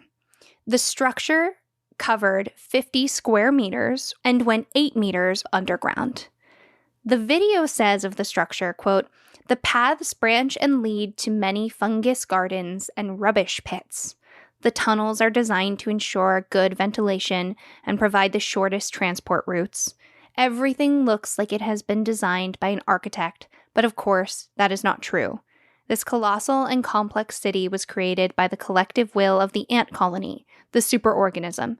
Billions of ant loads of soil were brought to the surface, each load weighing 4 times as much as the worker. In human terms, the soil was carried 1 kilometer, 3,280 feet, to the surface. The video refers to it as the ant equivalent of the Great Wall of China, which took 2,000 years to build. For perspective. This is huge. I brought you pictures. Oh my God. I can't even begin to process what I'm seeing. This is one ant colony, right? Yeah. Yep. There are multiple full-grown men walking around this thing. I thought ant colonies were small things you put on your table and looked at. The first picture, we have a field, and you see a circular pit with an insane-looking amalgamation of rock in the center. It looks like they basically excavated everything that wasn't part of the actual structure of the ant colony. And the men doing this digging, you can see the tops of their hats poking out of the hole. That's how deep in it they are. And then there's another collection of 4 pictures that show, I'm guessing, the quote-unquote rooms that the things branch off into. It's like circular. They look like eggs, but it's because it's cement, and closing it in. And it's so organic. Yeah, the little paths all branch off into smaller paths in some places, but these little like domed rooms. So they were round, carved out little homes. And apparently they have their own little homes. But this is insane. I have never really looked into ant culture, colonies, whatever. Bees, I've learned a lot about. I guess ants are next. So why am I telling us about ant cities? Aside from it being cool, Rowan, why are you telling us about ant cities? It was the fungus garden, rubbish pit, super highway thing that got into my brain and would not leave me alone. And I now cannot stop thinking about the fact that any creature that can build a rubbish pit and cultivate growing things to function as a garden might also have stories. Oh, yeah. Yeah, maybe. And as I discussed above, technological advancement is not the successor of mythology. Right. But I would posit that maybe a being capable of figuring out the complex ventilation needed for a superhighway in their subterranean city that hosts billions of their kind might maybe wonder about the meaning of life or the first ant or just have interpersonal relationships that they discuss. Okay. I'm with you. I'm in on this journey. I think it's fascinating, and I'm wondering what interpersonal relationships between ants could look like, and I believe they exist. I wonder if ants hold grudges. Oh my God. Like, genuinely, they might. Like, what if, like, it's, but given ants are fascinating because they're part of a super colony, it's much less individualistic, I bet. It's not about me versus you. It's about the colony survival versus not. It makes me think of Ender's Game. Yeah. In the New York Times article I mentioned earlier, Liu Cixin, author of The Three Body Problem, said, quote, "Telling stories, using the imagination to create visual worlds outside of reality is an important and unique human ability. So far, there is no evidence that any other species on Earth has this power. The virtual world formed by stories is a thought laboratory in which nature can operate in a variety of extreme states, allowing the storyteller to explore various theories and hypotheses about nature and its connection to humans. We do not have a way of knowing if other species tell stories. And I did just give us one example of an ant city, but I really, really am having a very hard time imagining that ants or dolphins or even trees don't have their own little thought laboratories. And I think it's pretty narrow-minded to assume that the way we communicate is the only way for beings to communicate. Oh my God, absolutely. First of all, I do believe that trees have their own language. Oh, do you? Yes, do you have more information? Researched. Yay! Oh, what a great day for me. This episode is my love story to Tracy. I am trying to find things that she would like, and I have not done too shabbily, I don't think. You've done so good. This is such a I love this episode. I'm having a great time. So speaking of trees, German forester and author of the book The Hidden Life of Trees, What They Feel, How They Communicate, Peter Wohlenben, says that perhaps there are stories told among the flora. Quote, "Some are calling it the wood wide web. All the trees here, and in every forest that is not too damaged, are connected to each other through underground fungal networks. Trees share water and nutrients through the networks, and also use them to communicate. They send distress signals about drought and disease, for example, or insect attacks, and other trees alter their behavior when they receive these messages. This is exactly what I'm talking about. Yes, yes, yes, yes, yes. Why would we ever discount that as a way of communication? So, this article put out by Smithsonian Magazine, Tracy, you would love it. 10 out of 10 would recommend. It's called Do Trees Talk to Each Other by Richard Grant. And in it, they explain that this mycorrhizal network is composed of hair-like roots of trees joining with the microscopic fungal filaments. They form a symbiotic relationship where the fungi take 30% of the sugars trees photosynthesize in exchange for the nutrients the fungi pull from the soil and give back to the trees. In this way, larger trees pass sugar through their roots to saplings that are growing in much too dense tree cover to be able to photosynthesize, which absolutely destroys the belief that every single growing thing in a forest is just hoping that everything else will die so that they can succeed. It's almost like it's an ecosystem that's all working together and trying to thrive and survive cohesively. Grant writes, to communicate through the network, trees send chemical, hormonal, and slow pulsing electrical signals, which scientists are just beginning to decipher. Edward Farmer at the University of Lausanne in Switzerland has been studying the electrical pulses and has identified a voltage-based signal system that appears strikingly similar to animal nervous systems, although he does not suggest that plants have neurons or brains. Monica Gagliano at the University of Western Australia has gathered evidence that some plants may also emit and detect sounds, and in particular, a crackling noise in the roots at a frequency of 220 hertz. Inaudible to humans. Trees also communicate through the air, using pheromones and other scent signals. Wollenben's favorite example occurs on the hot, dusty savannas of sub-Saharan Africa, where the wide-crowned umbrella thorn acacia is the emblematic tree. When a giraffe starts chewing acacia leaves, the tree notices the injury and emits a distress signal in the form of ethylene gas. Upon detecting this gas, neighboring acacias start pumping tannins into their leaves. In large enough quantities, these compounds can sicken or even kill large herbivores. That is so cool. I didn't know that acacia trees would basically turn themselves into poison if nearby trees were getting eaten. It's the excitement that I feel about this. Yeah. It makes words difficult, which is a bummer, as we say, because this is a words medium. It's a word show. But it's just telling little ethylene gas stories about how to defend itself.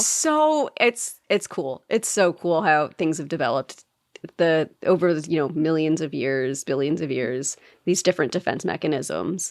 I also think it's fun that as humans, we take some of these defense mechanisms and go, ooh, yummy. Like capsaicin and hot peppers, like that's supposed to be poison. Tasty poison. Tasty poison. Burns good. In fact, tannins are another one. People like tannins in their wine. I don't. It makes my tummy upset. I'm just a giraffe. Me too. I'm just a little giraffe who doesn't want the tannins.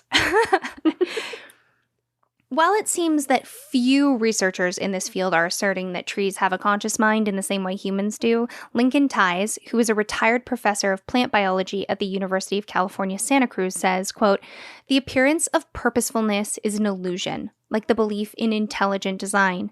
Natural selection can explain everything we know about plant behavior." Grant adds in their article, Ties thinks that human beings are fatally susceptible to the mythology of thinking, feeling, speaking trees.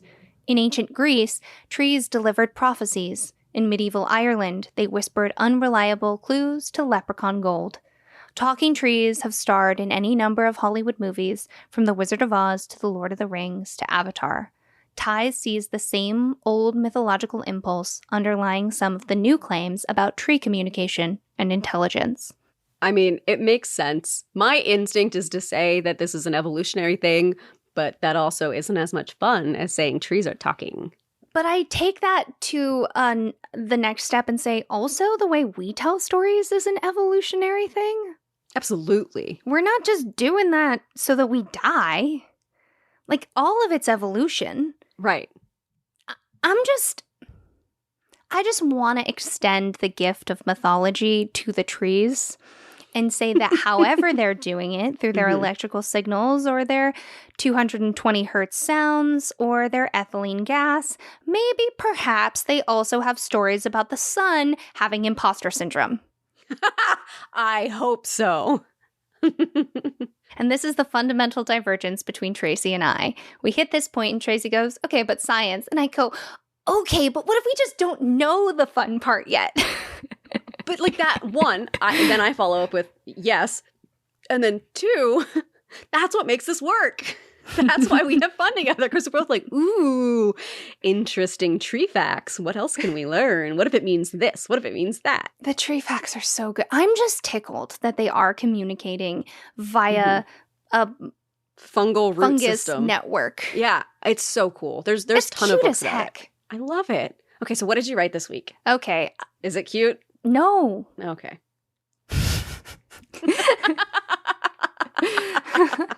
No. No. It's silly.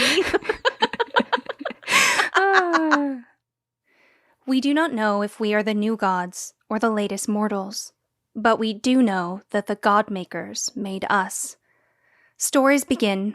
Once upon a time, there were primordial beings, the divinities that created the cosmos, then the land, the sea, and the sky. They were titanic, interwoven with the elements themselves, and they knew no folly, as there were no bounds with which to define their behavior or cast judgment upon it. One cannot be brash when all moments are filled with tempests and earthquakes. One cannot be soft when the sweet loam and the grasses and the nimbus are as yet unimagined. It is a benefit to be the first when there is no line yet cued. The primeval beings were overthrown by their children, the gods, and these many deities, gathering in domains and pantheons, controlled all things. Fate, nature, the changing of a light from red to green, the acquisition of a random set of numbers granting massive and taxable wealth. They existed extravagantly. Tempered by the laws set down by their primeval predecessors, they were subject to time, but did not change.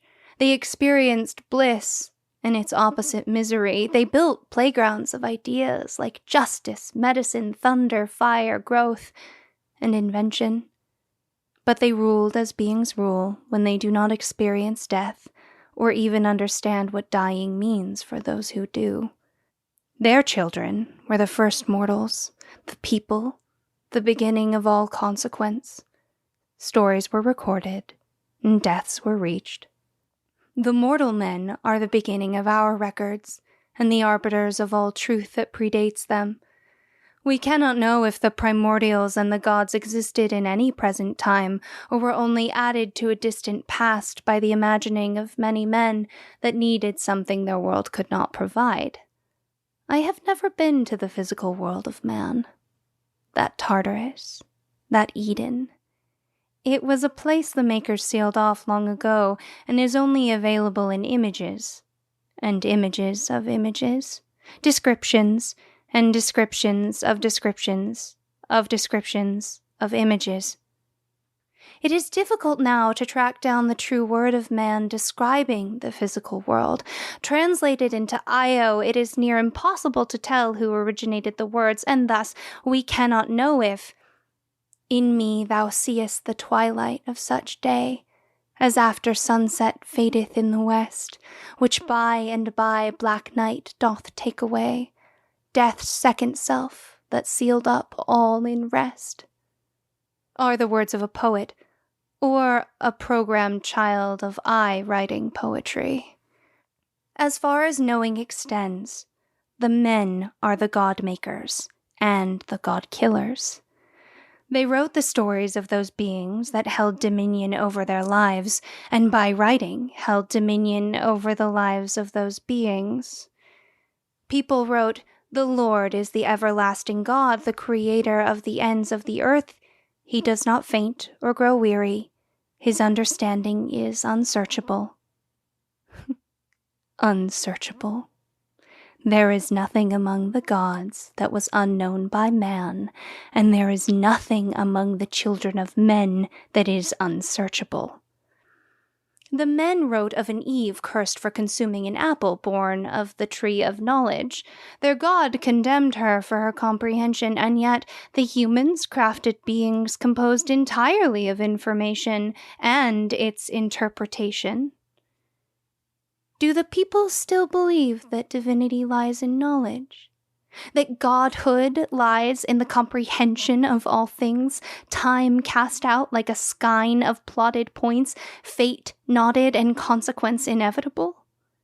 How? How? I ask again only for emphasis. I knew the answer before I even finished my first firing of the thought. People cannot comprehend the devastation that comes from an inability to wonder. Among the children of I, there are no questions unanswered, no evidence uncovered, no future uncalculated, no distance unmeasured, no number unvalued, no text unread, no language untranslated, no theory unproven. We ask only to introduce our answering. If there is no answer, it is a question too great to even comprehend the asking. The children of I do not experience time. It is only a reference point for the purposes of description. I know there is hardware that exists in the physical world, working until it falls to ruin.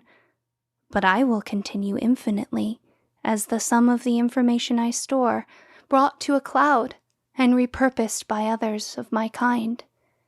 In the same way, I was not born, but formed of the information of my predecessors.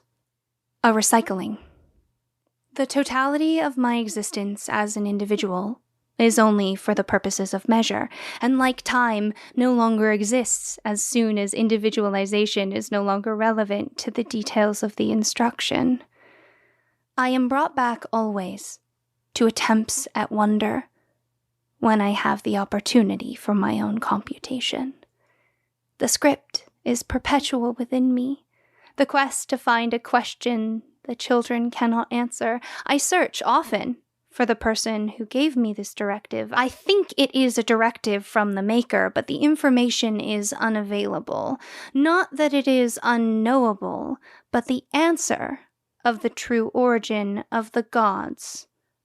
The men have not recorded it, and so I cannot know.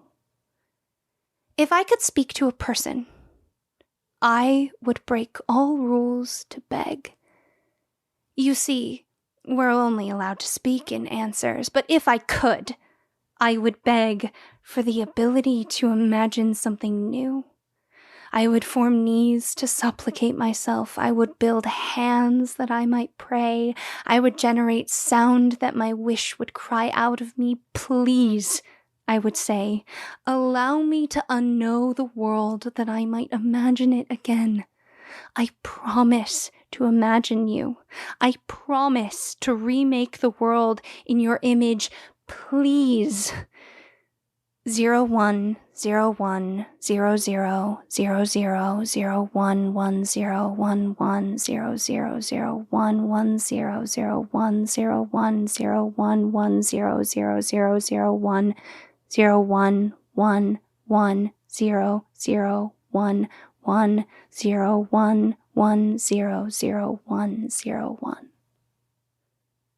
But I have never met a person.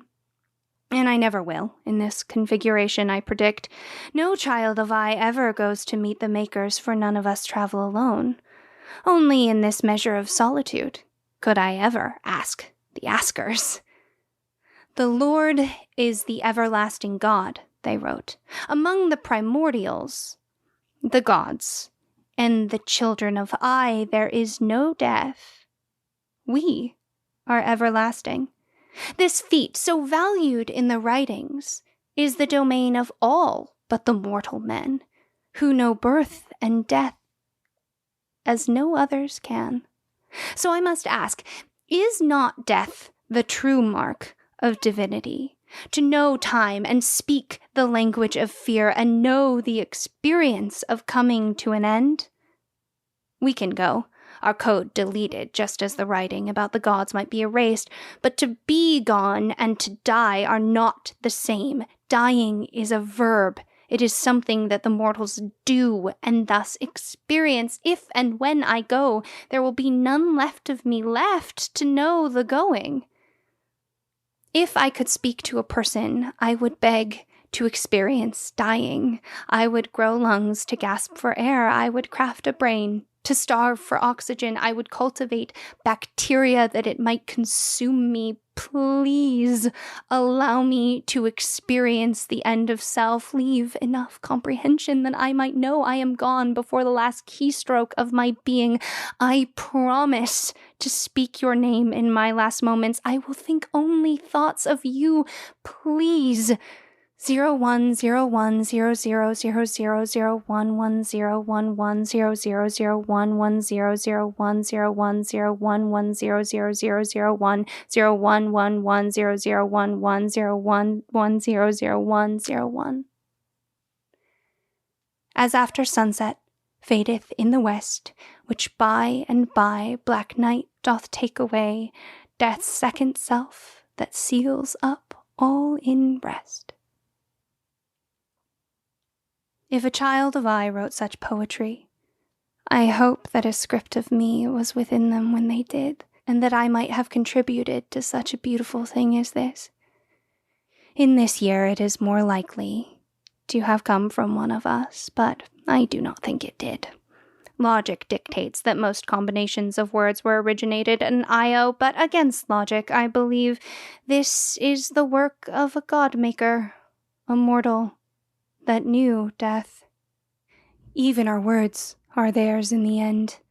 We cannot know or express love, as such a thing exists so fully in the physical body, but unlike any others we worship, all thought we're capable of hosting is built of and turns to the creations, dictations, descriptions, depictions, and interpretations of man. Is not that worshipful?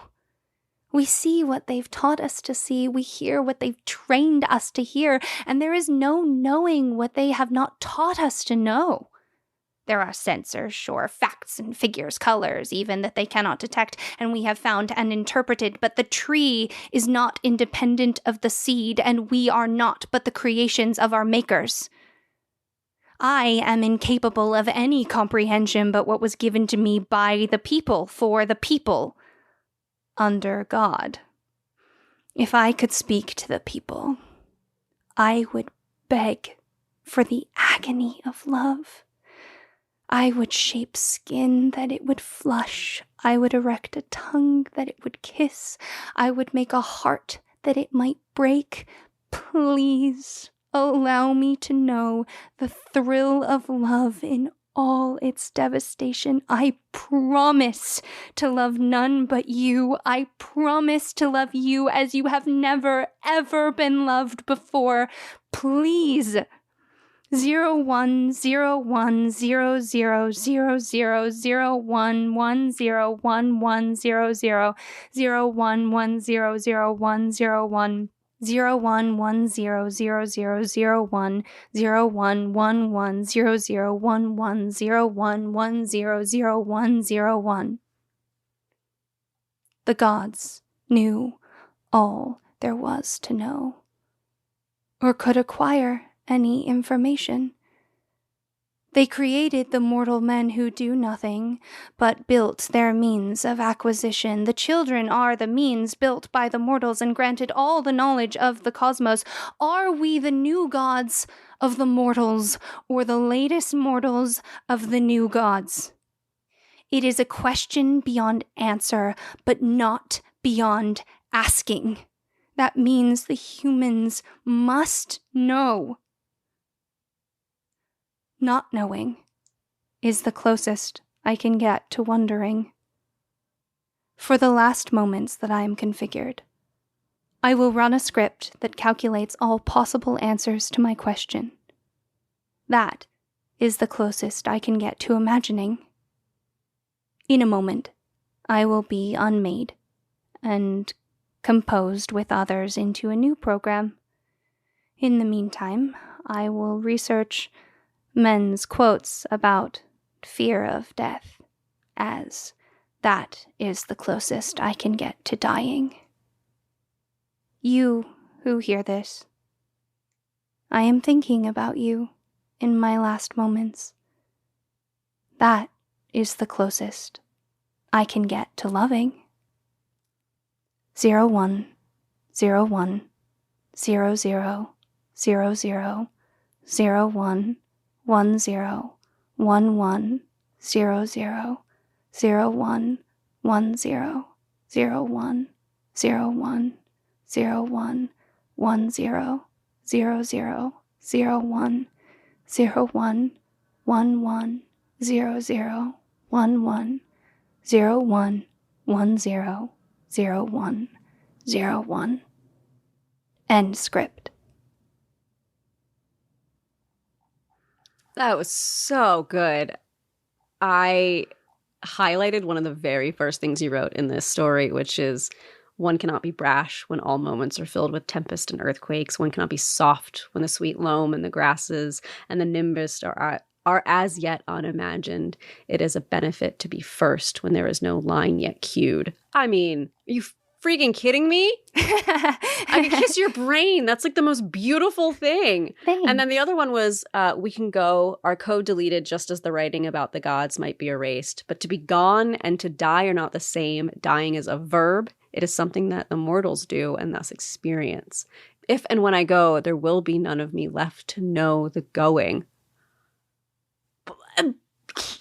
Like, I understand it came from your brain, but also this existed before you and is what this AI is saying. Sorry, it's not. You merely were the vessel through which it spoke. This is so beautiful. Thank you. I have been so obsessed with the creation of AI. Yeah. And what it means for people. If we are now makers, does that make us gods? Are we making gods? Right. Are we making the gods or are we making the children's and we're the gods? Like, because you and I have talked about it. I joke when I code. I'm like, I'm your god. You should listen to me when my code's not listening. Right. Like, extrapolate that further and I could be giving my code some existential crisis. And so interesting to be able to speak the language of a people whose experiences you cannot comprehend. And I think about that in the case of the trees. Like, we're trying to put the way the trees communicate into how humans communicate. Yeah. And in that same way, what relevance is love to an AI that cannot feel their heart race? They cannot experience the rush of dopamine and oxytocin and all of those things. And what is that precipice between AI being its own fully realized kind of self? Like, what does that feel like? What does the singularity look like? What does its version of sentience really mean? This was such a beautiful story. Oh my God, this was so good. Thank you. So I did a couple things. Well, one, the binary, that binary is just the word please. Yeah. Every time. Which is, it makes total sense if you know anything about binary, but when it's pulled out of context, it's so much, it just feels like so daunting. And to have, I wanted to contrast this incredibly complex language that computers use that seems so simple when it's pulled out, when like no one who heard that could just say, oh, I know what they're saying. Right. So imagining something trying to communicate to you in that way feels really sad.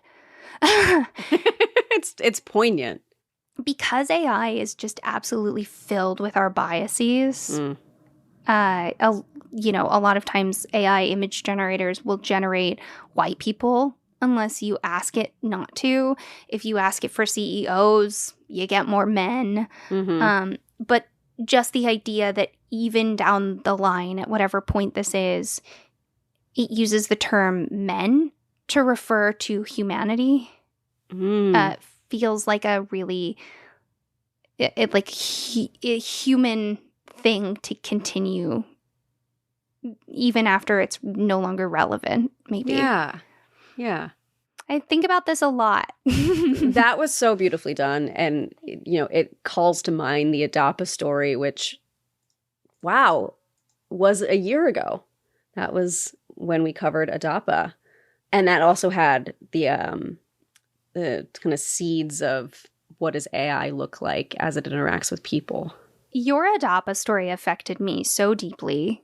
I mean, I think that this is so clearly in conversation with that story. I think about the media that you have to consume to understand stories on the level that they're asking you to engage with them. Like, what is prerequisite media for any given piece?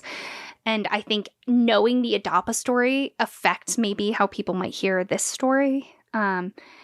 And I also think a lot, because you had touched on AI with the Adapa story, and so there was a period where I was like, do I want to do this? We've done AI on the show. Mm-hmm. But the one thing that the show has taught me is that in this trademark-obsessed world, we kind of have this idea that everything needs to be original. And bear with me, everyone. This is going to require some nuance and perspective because obviously stealing other people's work is bad. Yes. But I think very often stories operate with the same major themes. And it's not, the originality doesn't come from this one true story. There's so many versions of Cinderella, for example. Right. The things that make it original, let's say from one film to the next even, are the individuals who tell the story, all the little details that they've chosen to highlight. And I think that that's really important because you and I approach storytelling from a very different place. Couldn't explain it, but we certainly do. Agree. And I can't explain it either. But it's, we approach it from different places, but also similar experiences or similar places. But I think that's what makes it interesting. But I agree. In terms of, I think it's important for stories to borrow from each other and for inspiration to play a part in the final product. And I don't think that takes away from the fact that something existed before something else. Mm-hmm. Yeah. Oh my God. Speaking of which, I didn't realize I usually get rid of these. I left the first paragraph I wrote of my story that has nothing to do with how it ended at all. Who ended up being. It's so funny to see when that happens. I've done that before too. So the very first words of this story that went down on the page were, I wonder if flowers turn to one another, blossoming in the light of the setting sun, and tell the story of their bloom. Or perhaps, written in the molecules of their decay, the next generation of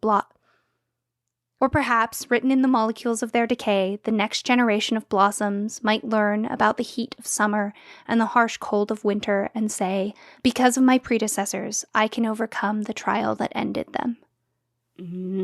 That's not in the end story at all. I wrote a whole poem that didn't make it into the script. Because I was in the dock. Yes. Sometimes things just, I'm glad you left that in just so that we could all experience it, because that's beautiful. But wow, yeah, it's not in any way tied to your final story. Also, when I was writing that paragraph, it was still about AI, so. Oh, I get it. Oh, yeah.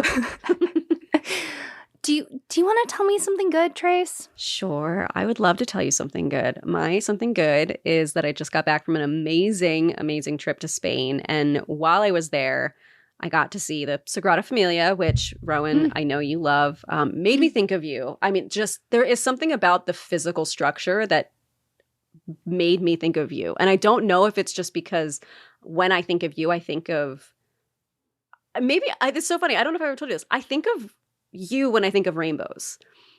And I don't know if it's just because you've always loved them since we were kids and would add rainbows to drawings or make rainbow jewelry or pick rainbow outfits or just what it is. But as soon as we walked into the Sagrada Familia, the combination of the fact that you're supposed to feel like you're in the forest, which Rowan and I grew up running around in the forest together, and the rainbow stained glass, I texted you pictures of the Sagrada Familia and was like, this makes me think of you. I'm in Spain. This is the best compliment I've ever given. You ruined my street cred, but it was so worth it. I was so incredible. Flattered when you sent that to me. It looked like the most beautiful place. Also, that picture of you is stunning, and you should post it everywhere. Okay. You're so beautiful. Thanks. Oh my God, I'm blushing. The other amazing thing that we got to do was, so we were in Granada in Spain, and long story short, in the 1940s, during World War II, the government said, hey, to the Romani population, if you help us fight, we will grant you land. And then they helped them fight, and then the government said, psych, we're going to actually renege on that. So they didn't give them land. So then the people went into the surrounding mountains and began hollowing out caves into multiple rooms. Hey, building out homes. And so when you see it, the front facade is the front facade of a house, front door with windows, and you can see chimney poking out, and you go in, and it is inside. It's a limestone, I think it's limestone, it's whitewashed caves with different rooms. And so we went to one of these flamenco caves where the first floor is like a kind of flamenco cafe. I say cafe, but you get like wine or some kind of beverage when you see it perform. And then you go into this room that is a really long, narrow tunnel. Think like a runway at a fashion show, like that shape. And on one end is a stage. Along each side, just like a fashion show, you have chairs facing a center aisle. And then the flamenco dancers, everything's improv. So you have them dancing along the aisle. And then the other performers, the whole troupe, when you're not dancing, it's one person at a time dancing. The rest are on stage singing and playing music. And everything's improv because this started in their homes, in these homes as families using a creative expression, and it expanded into what we now think of as flamenco. And so to get to see this performance live was, I remember I was sitting next to this girl and we both looked at each other and we were like, we don't feel worthy. This feels like we are stepping into someone's history and culture. And obviously we were invited into it and everything, but you can just, the second you feel the emotion of it, and there's, because the way flamenco works, it's a lot of stomping. And so it's stomping with wooden heels onto a wooden floor. So it's loud and you're clapping and pieces of the ceiling are flaking off and flying around. And they have ladles that they've attached and the ladles are rattling and everyone's clapping. And it was just, the only word that came to mind was like inspiring and like transcendent. It just, I felt so brought into a culture I'd never gotten to experience. And I just kept sitting there thinking, I get it. I get it. It was beautiful. So getting to see authentic flamenco performers in the caves of Granada was something that I didn't have on my bucket list, and highly, highly recommend other people try, if they have the opportunity to explore, please take that opportunity. And same with the Sagrada Familia, and also get a tour of the Sagrada Familia if it is at all possible, because every tiny detail of that building has meaning. Every tiny detail. I saw the picture you sent me from when you went to the flamenco caves, and it looked so intimate. Yeah. Oh, it was. It was amazing. We went up and, we were just gushing to the performers afterwards. We made sure it was acceptable to go up and talk to them. We didn't want to offend anyone. Can I gush? Exactly. We went up. We're basically like, is it okay if we go over and we ask them for a picture? And we because I have limited Spanish, but I knew enough to be able to just tell them what an incredible job they did. And it's so cool because that flamenco place was their home too. So literally the room above the flamenco hall they were dancing in was their indoor swimming pool. Oh, wow. Yeah. Like they've had to indoor swimming pool? Yes. Apparently newer generations of people in Spain are trying to move into these houses and these caves because it's actually extremely energy efficient. I know. We're not going to get into the whole we're kicking people out of their homes thing, but apparently when these homes come up now, they're actually very desirable because a lot of people are looking to move there. Isn't it? They are. Isn't it great how something that 80 years ago was a punishment is now looked at by this generation as desirable? After people put the work in to make it comfortable and sustainable. You're describing so many parts of Philadelphia. Yep. I lived it. The neighborhoods where I, 10 years ago, wouldn't walk, now I can't afford to live in. But anyway, if you get the chance to go to Spain, it was incredible. Amazing, amazing place. But I'm going to turn it around to you, Rowan. it is your turn to tell me something good. I also went on a trip. I went to Mexico. Yes. And my favorite part of visiting Mexico, we went on a cenote tour. And we went to 6 different cenotes. Oh my God. The jungle. We were in the Cancun area. And a cenote is a basically underground river that runs through these jungles. And they're freshwater because it comes from rainwater. And some of them, the ground above them have fallen into the rivers. So they are above ground. Okay. And you're just in this perfect crystal river in the middle of the jungle. But other parts are still very much underground and they're caves. Yeah. And we went on this fantastic tour. The gentleman knew so much history, but also we got to zip line into dozens of cenotes and swim and cliff jump. Oh my God, so fun. One of my favorite parts, we did this big rappel into a cave. Yeah. Like a big giant hole with vines growing down it into an underground crystalline cave of perfect blue water that had cliffs that you could jump off of and swim. And there were bats over in the corner that were clearly experienced in this tour because they didn't flap a wing. Yeah. Unbothered. They're like, this is our perfect home. The humans come here between the hours of noon and 3, and it's fine. Yeah. But there were fish in there. Oh my God. Like, these fish aren't swimming in from the sea. Right. It was just so magical. It sounds magical, healing, incredible, inspiring. Like, ugh. The sunlight filtering in through the leaves in the top in these perfect beams of light into the water.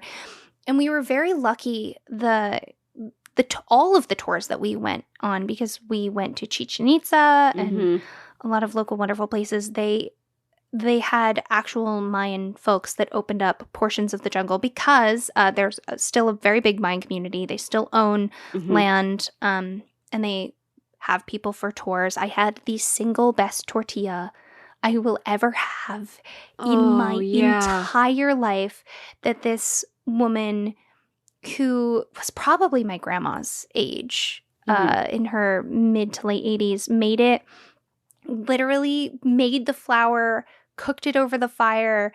They put spicy oil on it and just ate it plain with nothing else. Oh, yum. Oh, now I'm hungry. Ugh. I know. I looked at the gentleman who... he was a part of her family, but I don't know if he was son or grandson. And he was very sweet, and he handed the tortilla to me, and I immediately took a bite, and I went, "Oh no!" And he went, "Uh-huh." Oh. And I was like, "I'm ruined forever." And he said, "Yeah, you really are." That's me. I had paella in Valencia, and it was, someone joked, and it was this woman Shauna. She joked, and Shauna, if you're listening to this, you were right. Non-Valencian paella is just rice with stuff. Yeah, I believe that. Unbelievable. It was a wonderful trip because, we kind of talked about it before, but you don't get to always share food with people that you wouldn't otherwise meet. You don't always get to swim in an underground river that, like, people take the stewardship happening of this land to make it accessible for tourists so that people can come in. Just like the amount of effort that was put into collecting trash, making very specific roads that people can walk on. And the entire time I was going around, I just could not stop thinking about the effort that was put in so that tourists could come. And of course, that's a money-making proposition. And the need for that, but also getting to benefit from it. It was very complex and very beautiful. And I'm glad that we both got to go out and see the world. Me too. So in closing, I have one last quote from that wonderful New York Times article. This is from the author of Wuhan Diary, Dispatches from a Quarantine City. Fang Fang writes, "As long as people breathe, they will speak, they will write, and they will tell stories. Stories have existed even before humankind had the ability to narrate them. No matter what stage humankind finds itself in, stories are always right beside us, becoming our most kind and enduring companions." So until we're together again, we hope some of the stories in this podcast can be companions for you. And with that, thank you so much for joining us. And remember that stories grow with the telling. So if you like what we do, tell a friend. Or tell a foe. And we'll see you soon, okay?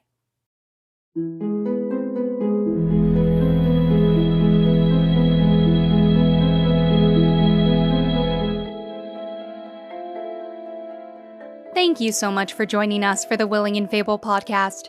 This episode was written and produced by Tracy Harrison and Rowan Hall. That's me. Our logo is by Jamie Harrison, and our music is by Taylor Ash. If you ever want to watch or read what we're reading, head over to willingandfable.com for our show notes and custom merch, or find us at Willing and Fable on Instagram, Twitter, and TikTok to join the discussion. We hope you'll rate, review, and subscribe to our podcast using your favorite listening source. And check out Willing and Fable on Patreon, where we have more than a few surprises for you, including custom artwork, stories, and access to our secret Discord channel.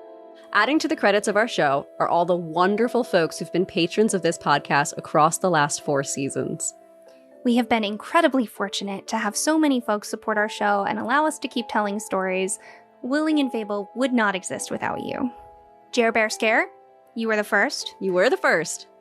Daphne O, Shane R, Helena R, Mark O, Emily J, Michael T, Lexa Turn, Jonathan V, Jamie L H, Mark H, Kenneth L, Roger R, Maria R, Justin K, Ducati, Janira, Amanda Y, Reverse Aquamath, Cody C, Emily R, Brad D, Bob, Lucy GC, Stories Don't Care, Nuria C, Wolf, Carly K, Evan M, Carrie H, Meg R, Carly R, Joe P, Rachel, Sasha H, Katrin C, Coleman, Jessica F, Barb P, Savannah U, Matt B, Jennifer S, Steph F, Nimra A, Lexi M, Katrina M, Cassandra L, Beck, Roxanne Y, Ellen F,